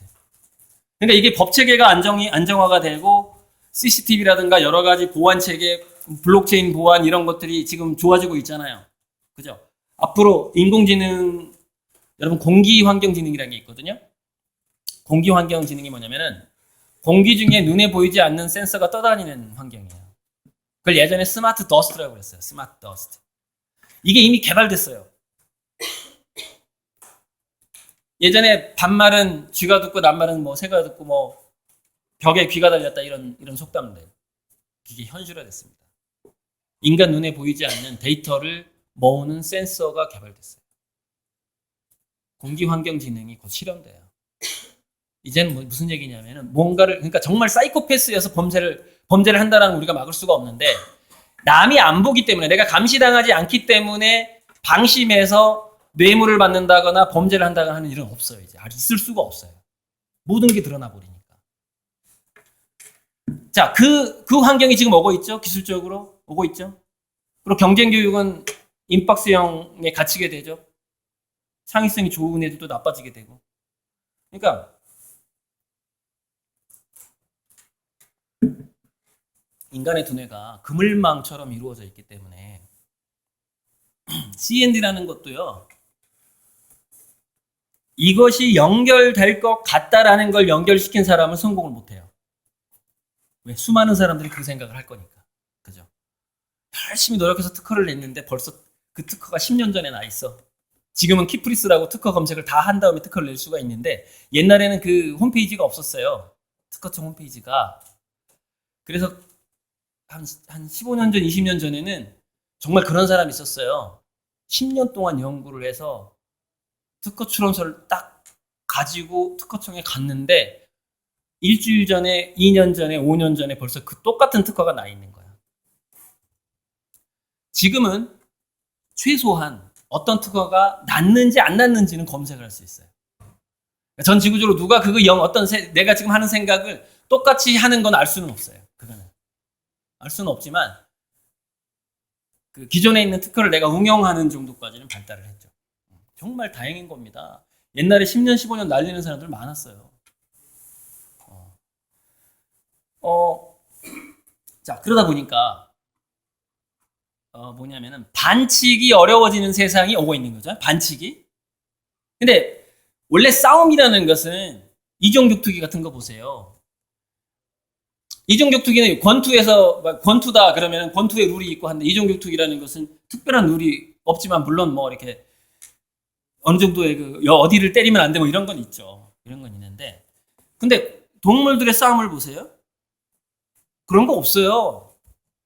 여러분, 개가 사슴을 사냥할 때 어디를 가장 먼저 무는 줄 아세요? 성기입니다. 성기. 그러니까 우리가 이종격투기 할 때 절대 때리지 말라고 하는 곳을 야생에서는 거기를 먼저 때려요. 왜? 가장 공격하기 쉽고 가장 치명적이니까. 그죠? 힘 못 쓰고 오래 도망을 못 가요. 그 다음에 목을 공격하죠. 그죠? 목주르기. 뭐 그런 식으로. 또 뭐 예전에 뭐, 싸울 때, 눈을 파잖아요, 눈을. 상대방의 눈을 판 다음에 그거 어떻게 싸워요? 눈을 찍어버리는데. 예전에 그 깡패들 싸울 때는 얼굴을 왜 공격해요? 나를 인지하지 못하게 해야지 내가 이기잖아요. 그러니까 눈을 공격하는 거예요. 자, 우리는 그러니까 지금 기준으로 반칙, 옛날 기준으로는 생존의 기술이에요. 옛날에 자연법으로는 생존의 기술이고, 지금 격투기 기술로는 그 반칙이, 반칙으로 살아가던 시대가 인류의 역사를 600만 년이라고 본다면, 약, 599만 9,900년 정도를 반칙의 역사를 살아왔어요. 우리 인류가. 경찰과 법이 생긴 지가 얼마나 됐냐고요, 얼마나. 그죠? 법정 구속이 얼마나 됐냐고요. 그 전까지 반칙의 세상이었어요. 그리고 우리의 몸은 거기에 적응돼 있어요. 그래서 자기도 모르게, 새로운 시대에 대한 감각을 갖지 않는다면 어떻게 되느냐? 599만 9,900년의 영향을 받게 됩니다. 그 부모가. 그래서 왠지 경쟁에서 이겨야 될 것 같은 거야. 우리 애가. 그 영향을 받아서 교육 체계가 바뀌어도 막 계속 사교육해야 될 것 같고 막 이렇게 그 영향 속에 우리가 살고 있기 때문에 그 DNA의 힘 때문에. 자, 그런데 반칙이 힘들어지는 세상이 굉장히 빠른 속도로 오고 있고 지금 많이 완성되었죠? 그죠? 아시잖아요. 박근혜 대통령 탄핵당하고 이런 거. 반칙이 힘들어지는 세상이 오고 있다는 거 느껴지잖아요. 그죠? 막 성기조사까지 하는 세상 있잖아요. 이렇게. 모든 걸 다 검증이 되는 막 이런 세상. 자, 그러다 보니까 노르아드레날린형으로 경쟁을 시킨 애들은 인박스형으로 두뇌가 바뀌어버렸다는 거죠. 그런데 세상은 아웃박스형으로 돌아가 버리게 된 거예요, 이제는. 그러니까 아웃박스형 두뇌가 막 이런저런 생각을 하면은 예전에 12가지 재주 가진 사람이 저녁 먹을 게 없다라는 얘기가 있었어요. 왜냐면 인박스에서 경쟁이 심했거든요. 그러니까 내가 나가서 싸우면은 막 홈그라운드가 망가지고 막 그런 반칙이 성행하던 때였거든요. 그런데 이제 그런 시대가 아니에요. 그런 시대가 아니고 12가지 재주가 있으면은 남들보다 1200배 돈을 많이 버는 시대가 돼버린 거예요. 1200배. 그게 CND의 시대예요. CND. 그래서 지금 2008년 금융위기 이후에 이후에 미국의 그 기업에서 실직하지 않고 살아남는 직원들을 조사해봤어요. 그러니까 경기가 확 후퇴했잖아요. 그래서 막 이제 실업을 당했어요. 직원들이. 그랬더니 상류층 자녀들이 살아남는 걸로 나옵니다. 회사에서. 그래서 그 연구자가 이렇게 생각을 합니다. 이거 공기업 비리처럼 취업할 때 지금 터지고 있는 그 공기업에서 자기 친척들 뽑듯이 상류층들이 자기 자식들을 회사에 살아남게 하기 위해서 뭔가 압력이 있었을 것이다라고 추정을 하고 조사를 해보니까 그 부모로부터 영향력이 전혀 없는 거예요. 이게 뭐지? 다시 연구를 합니다. 그럼 왜 상류층 자녀들이 회사에서 안 잘리고, 그러니까 새로운 아웃박스형 기업으로 전환이 됐을 때 왜 상류층 자녀들은 안 잘리는데 중산층 이하의 자녀들만 실업을 하는가를 다시 연구해 보니까 상층 자녀들은 첫째, 어렸을 때 예체능 경험이 많더라. 예체능 경험이 많다. 예체능 자체가 정답이 없는 교육이에요. 아웃박스ing 그 자체가. 첫째. 둘째, 중산층 이하의 대학생들이 아르바이트 할 때 얘는 딴 공부하더라. 그러니까 대학 다닐 때 알바하는 애들은 그죠? 그 돈 버느라고 허드렛 일을 할 때 얘는 다른 전공을 하더라는 겁니다. 그래서 결과적으로 대학원 박사학위까지 딱 놓고 보니까 상류층 자녀들은 전공이 5개에서 6개가 돼 있더라는 거예요. 30살쯤에. 중산층 이하 자녀 전공 한두 개. 얘는 전공 5, 6개, 얘는 한두 개. 그랬더니 시너지가 완전히 몇 배가 차이가 나거든요. 창의성. 좀 전에 12가지 재주 가진 사람이 1200배의 돈을 벌게 된 거예요, 지금은. 정보의 다양성을 가질수록 이 친구가 회사에 끼치는 그 영향이라는 게 어마어마해진 겁니다. 그냥 이렇게 내가 10배 벌어주고 10배 벌어주고 뭐 한 10% 월급 가져가고 이런 게 아니라 회사에 10,000배 벌어주고 일만 가져가는 거예요. 그 창의력이 좋은 직원들이 그 정도로 영향력이 막강해져 버린 거예요. 왜? SNS 이런 첨단 기기들이 인간의 능력을 보조해 주니까. 보세요. 제가 스마트폰이 없다면요. 이렇게 강의 못 다녀요. 스케줄 관리가 안 돼요.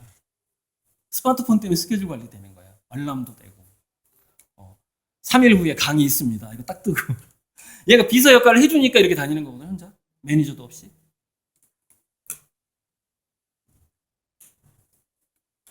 자, 그래서 본론으로 이제 좀 이렇게 과도기가 좀 진입로가 좀 길었는데 그래서 두뇌를 노르아드레날린형이 아니라 도파민형으로 바꿔야 된다는 결론이 딱 나오는 겁니다. 도파민형으로. 도파민형이 뭐냐? 인간은 어떤 경우에 도파민이 많이 나오느냐를 보면 되는 거예요. 그냥. 잠깐만, 뭘 볼까요? 도파민. 저기 꼬리부전나비의 애벌레가 이렇게 나뭇잎을 먹고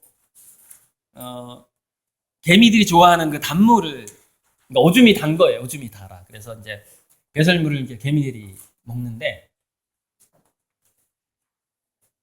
개미들이 몇몇 애벌레를 노예로 키우는 거예요.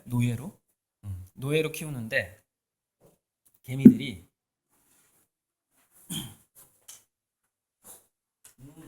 아니구나, 반대구나. 제가 오래돼서 헷갈렸는데 애벌레가 개미가 왔을 때 그 단물을 내보냈는데 잠깐만요. 이거 안 본 사람들이 많아서. 애벌레가 단물을 내보낼 때 개미 두뇌에서 도파민 억제제를 섞어서 내보내는 거예요. 도파민 억제제를. 그러면 그 개미한테 나타나는 현상이 뭐냐? 그 자리를 지키면서 복지부동을 하더라. 탐색 활동을 중단하더라는 거예요. 개미가. 복지부동. 그러면서 이 애벌레한테 충성을 하는 겁니다. 충성을. 애벌레에게 뭐가 다른 이제 애벌레를 해치는 천적들이 오면은 개미가 막 막아주고 이렇게 하는 거예요. 그리고 개미 자체가 공격력이 있기 때문에 안 오겠죠.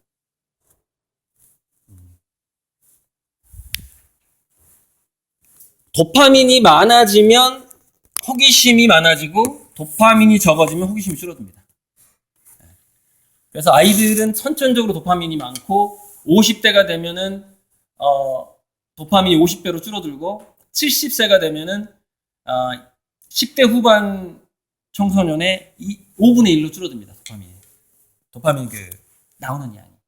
그래서 인간은 나이 들수록 저절로 보수화되는 겁니다. 탐색하고 모험을 안 하게 돼요. 그걸 조절하는 게 뭐냐? 그게 바로 도파민이에요. 도파민. 근데 그 동물들에게 나타나는 도파민 억제제들을 제가 인간 문명에서 이렇게 발견을 해봤어요. 근데 이 애벌레가요, 어떻게 단물을 개미한테 주냐면 정기적으로 줘요. 되게 웃기죠? 어디 못 가게 하는 거야. 야, 단물 나올 때 됐어. 못 가게 하는 거예요. 그게 뭐냐? 월급이에요. 월급. 인간은 월급이 나오는 순간 복지부동의 유혹에 빠지게 됩니다.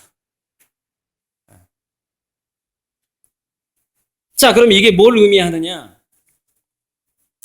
월급이 나오는 순간 머리를 잘 안 쓰게 되더라는 거예요. 이게 호기심이 탐색을 잘 안 하게 되더라는 거예요.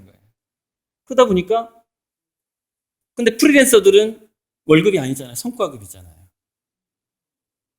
원래 월급 받는 사람들이 두뇌가 나빠서 창의적인 제안을 못하는 게 아니라 월급이 도파민을 낮추기 때문에 외부에 있는 컨설팅 하는 사람들이 더 영리한 제안서를 가지고 들어오는 거예요. 지능의 차이가 있는 게 아니에요. 현재 내 몸에 있는 도파민의 양이 그것을 결정하는 겁니다. 심리적인 거예요. 심리적인 거. 그래서 어렸을 때 엄마나 할머니, 특히 할머니, 우리 어머니, 자꾸 애를 뭘 떠먹여, 이거. 도파민 업체 4대 악이 있어요, 4대 악. 밥을 떠먹인다. 늘 배부르게 한다. 공교육, 월급, 불공정. 이거 대단합니다, 불공정. 공정하지 않을 때 사람들은 탐색과 모험을 안 하더라는 거예요. 결과가 공정하지 않을 때. 귀족들만 잘 될 때. 기득권 자녀들은 똑같은 노력을 했는데 더 잘 될 때 이상해요. 그럼 전반적으로 사회에서 사람의 도파민이 줄어들어요. 그래서 형평성, 어떤 집단의 형평성이 약해지게 되면은 그 집단 전체의 창의성이 약해져 버려요. 그 나라 전체가. 우리나라가 어떤 상황인지 아시겠죠? 얼마나 창의성을 약화시키는 상황이 많은지, 현재. 도파민에. 그리고 여전히 노르아드레날린형 교육을 계속하고 있다는 사실. 아무튼 이런 겁니다. 과잉보, 배부른 거. 인간에게 도파민이 가장 많이 나오는 때가 언제인지를 조사해봤어요, 학자들이. 세 가지 조건. 내가 지금 배가 고프다. 그 다음에 1시간 후, 30분 후에 어디 가면 먹을 게 이때더라. 기대감. 배고픈데 음식에 대한 기대감. 그런데 그 밥을 내가 사랑하는 사람이랑 먹을 수 있대더라. 이때 가장 많이 나온대. 인간도 동물인 거예요. 인간도. 자기가 열심히, 그러니까 우리 아빠가 사냥을 나갔어. 근데 전화가 온 거야. 1시간 후에 사슴 한 마리 가지고 갈게. 일주일 동안 굶었어, 애들이. 그러면은 그 전화를 받을 때 제일 많이 나와요. 먹을 때보다. 기대할 때. 그런데 포만감이 뭐를 없애버리느냐? 음식에 대한 기대감을 없애버리는 거예요. 음식에 대한 기대감을. 배부른데 뭘 기대를 하냐고요. 먹을 게 냉장고만 널면 있고 바로 학교 밖에 가면 떡볶이, 오뎅 파는데.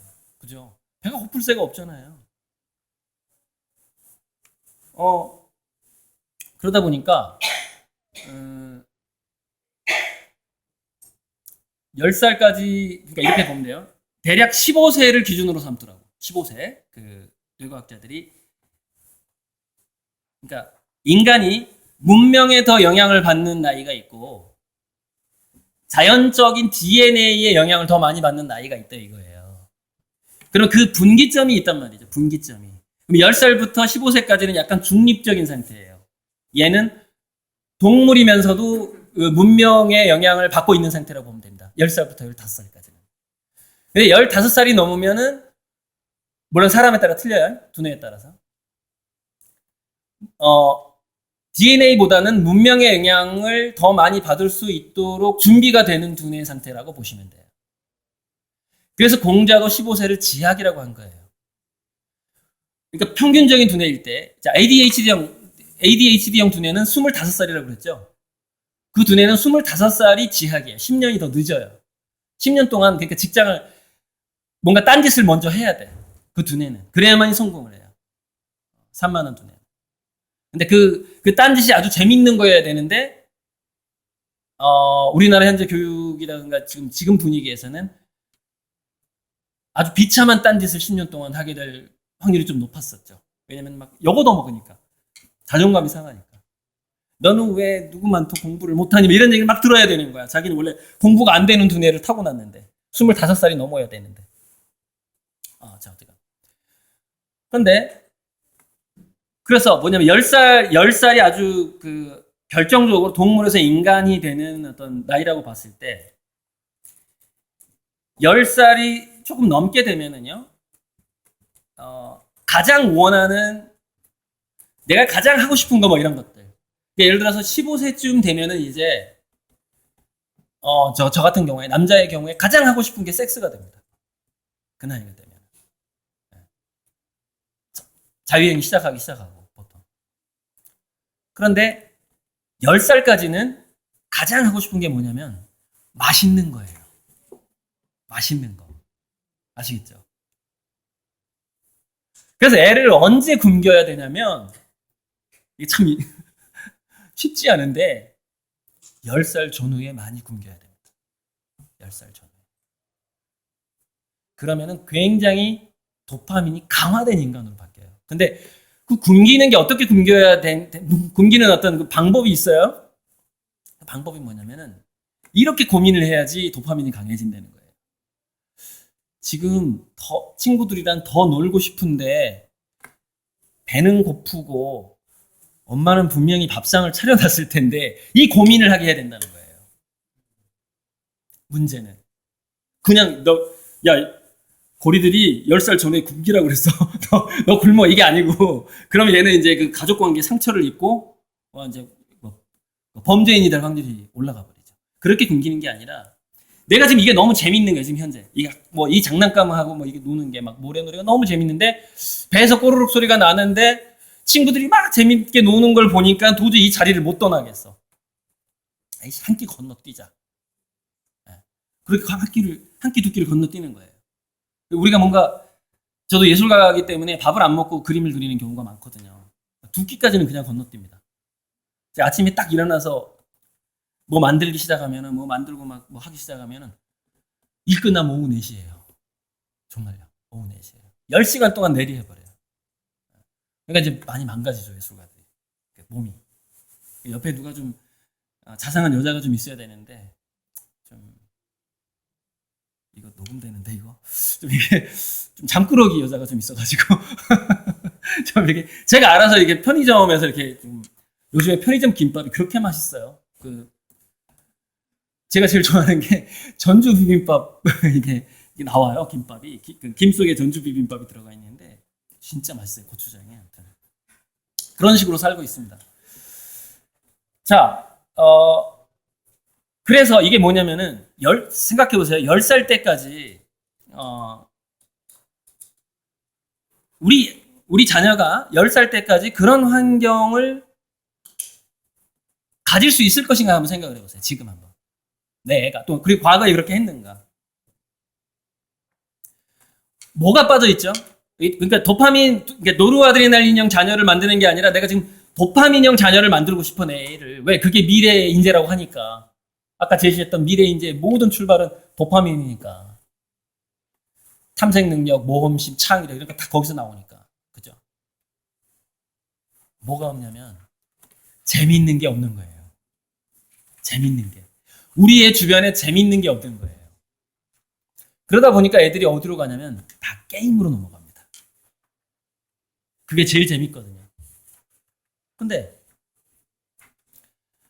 만약에 소셜 게임 같은 경우에는 실제 그 모니터 뒤에 있는 사람하고 이렇게 경쟁을 하잖아요. 게임 속에서. 그죠? 근데 참 이게 제가 지금 시간이 얼마나 흘렀는지 몰라요. 지금 제가 1시간 40분 5분 남았죠? 네.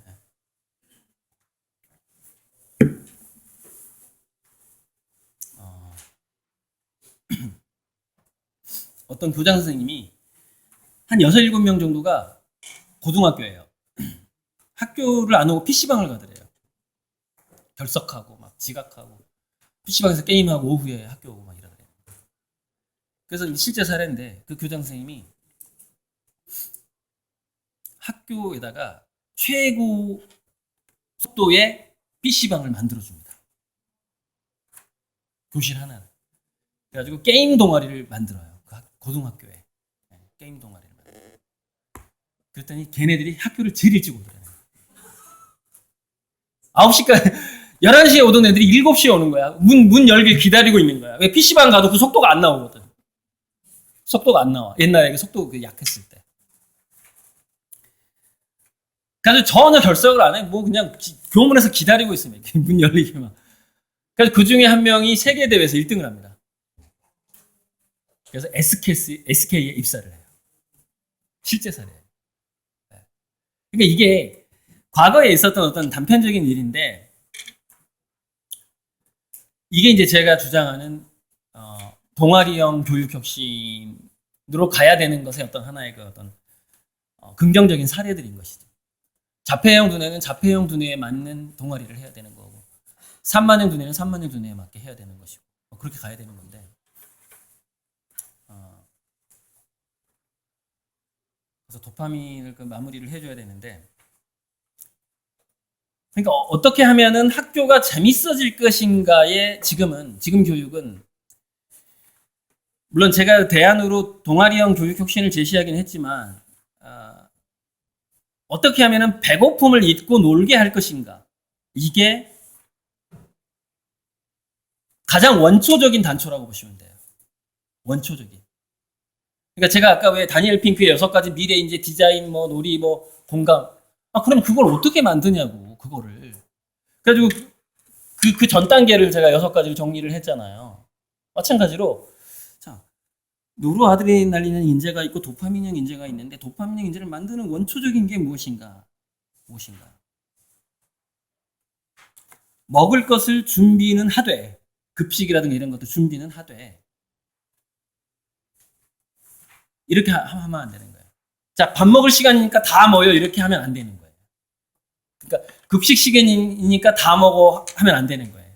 급식이 공짜로 나오더라도 나는 안 먹을 거야 하면 안 먹을 자유가 있어야 되는 것이고, 사실 안 먹을 거야 라는 생각을 하지 못하도록 해줘야 되는 것이죠.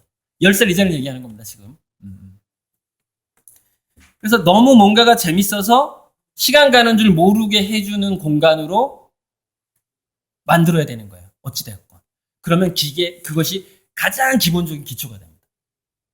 그 두뇌는 10살 때까지 그렇게 딱 세팅이 되잖아요. 그러면 어떻게 되냐면 그 다음에 도파민이 원래 중독의 물질이거든요. 자유를 갈망하는 물질이에요. 자유와 모험과 탐색과 로맨스를 갈망하는 물질입니다. 로맨스, 연애. 일본에 왜 결혼 안 하는 젊은이들 있죠? 그 도파민이 없으면요 연애를 안 해요. 그러니까 탐색 행동에는 어떤 게 막 사냥감만, 그래서 우리가 뭐예요, 헌팅한다고 하잖아요. 왜 예전에 우리 여자 뭐 작업 본다고 할 때 헌팅한다 그러잖아요. 사냥을 안 해요. 도파민이 없으면. 연애를 안 해버리는 거예요. 포기해버리는 거예요. 그게 왜냐면 그 경쟁 중심 사회에서는 점점점 연애를 포기하는 사람들이 많아지게 됩니다. 왜냐면 그 두뇌에 도파민 자체가 없기 때문에 연애를 시작을 할 줄 몰라요. 예전에 왜 어떻게든 결혼하잖아요. 옛날에 보면 우리 막 굶을 때 보면은 58년 개띠 뭐 이런 무렵에 사실 연애법은 없어요. 몰라요. 근데 욕구가 너무 강한 거예요. 그 연애를 하고자 하는 욕구가. 그러면 어떻게든 방법을 찾아내고 뺨 맞고 하면서 이제 좀 노하우를 해가지고 결국 결혼을 하잖아요. 그랬었잖아요. 지금은 그걸 안 돼요. 왜냐면 도파민이 없어요, 애들이. 두뇌. 그때 시절하고 틀려요. 그때 시절에는 얼마나 먹을 걸 기다렸습니까? 10살 전에. 생각해 보세요. 도파민형 두뇌가 굉장히 강해져요. 근데 학교에서는 굉장히 경쟁 교육이었죠. 그 당시에. 근데 문제는 뭐냐? 10살 이전에 도파민형 두뇌로 세팅이 돼버린 거예요, 얘가. 자녀가 많으면 좋은 점이 뭐냐면 관리가 안 된다는 거예요. 자녀가 많으면. 그래서 여러분 장남에서부터 막내까지 한 7, 8명 있다고 쳐요. 순서대로 밑으로 내려갈수록 두뇌가 도파민이 많아요. 왜? 관리를 안 했기 때문에. 못 받았기 때문에. 그리고 관리를 누가 했죠? 형 누나가 했죠. 어른이 한 게 아니라. 어른은 모범 답안이 있지만 초등학교 5, 6하는 형 누나가 얘를 관리하는데 모범 답안이 있어요, 없어요? 같이 놀아버리는 거야. 같이 모험해버리는 거야. 그러니까 막내가 제일 창의적이 된 거죠. 어떤 시간이 좀 끝내야 되는 거죠? 아닌가? 2분? 자, 마무리를 한번 어떻게든 해볼게요. 한 2분 내로. 그래서 그 얘기는 꼭 해야 돼요. 뭐냐면 이 도표는 꼭 보여드릴게요. 좀 충격적이지만.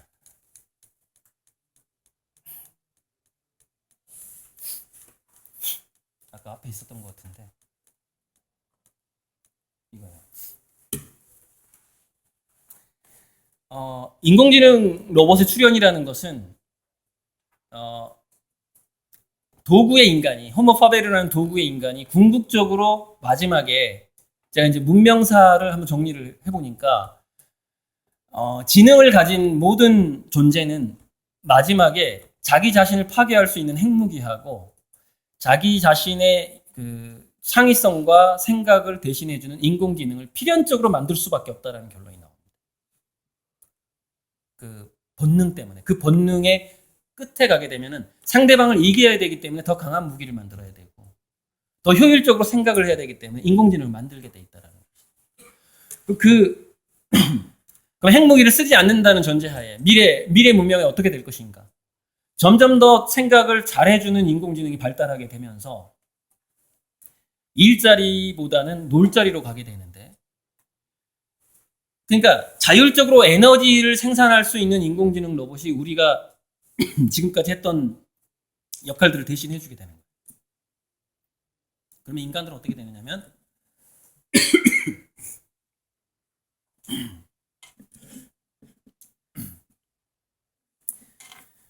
더 잘 노는 사람이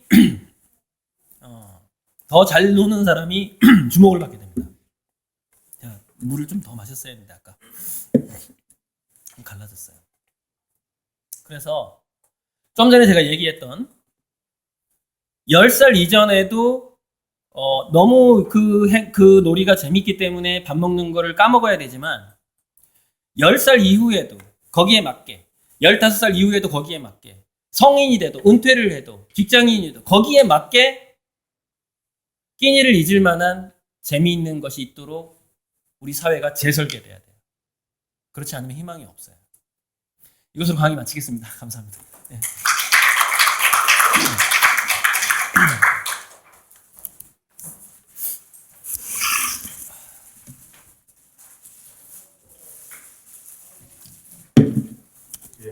교화 50분 동안 취재하고 열강해 주신 선생님께 다시 한번 박수 부탁드립니다.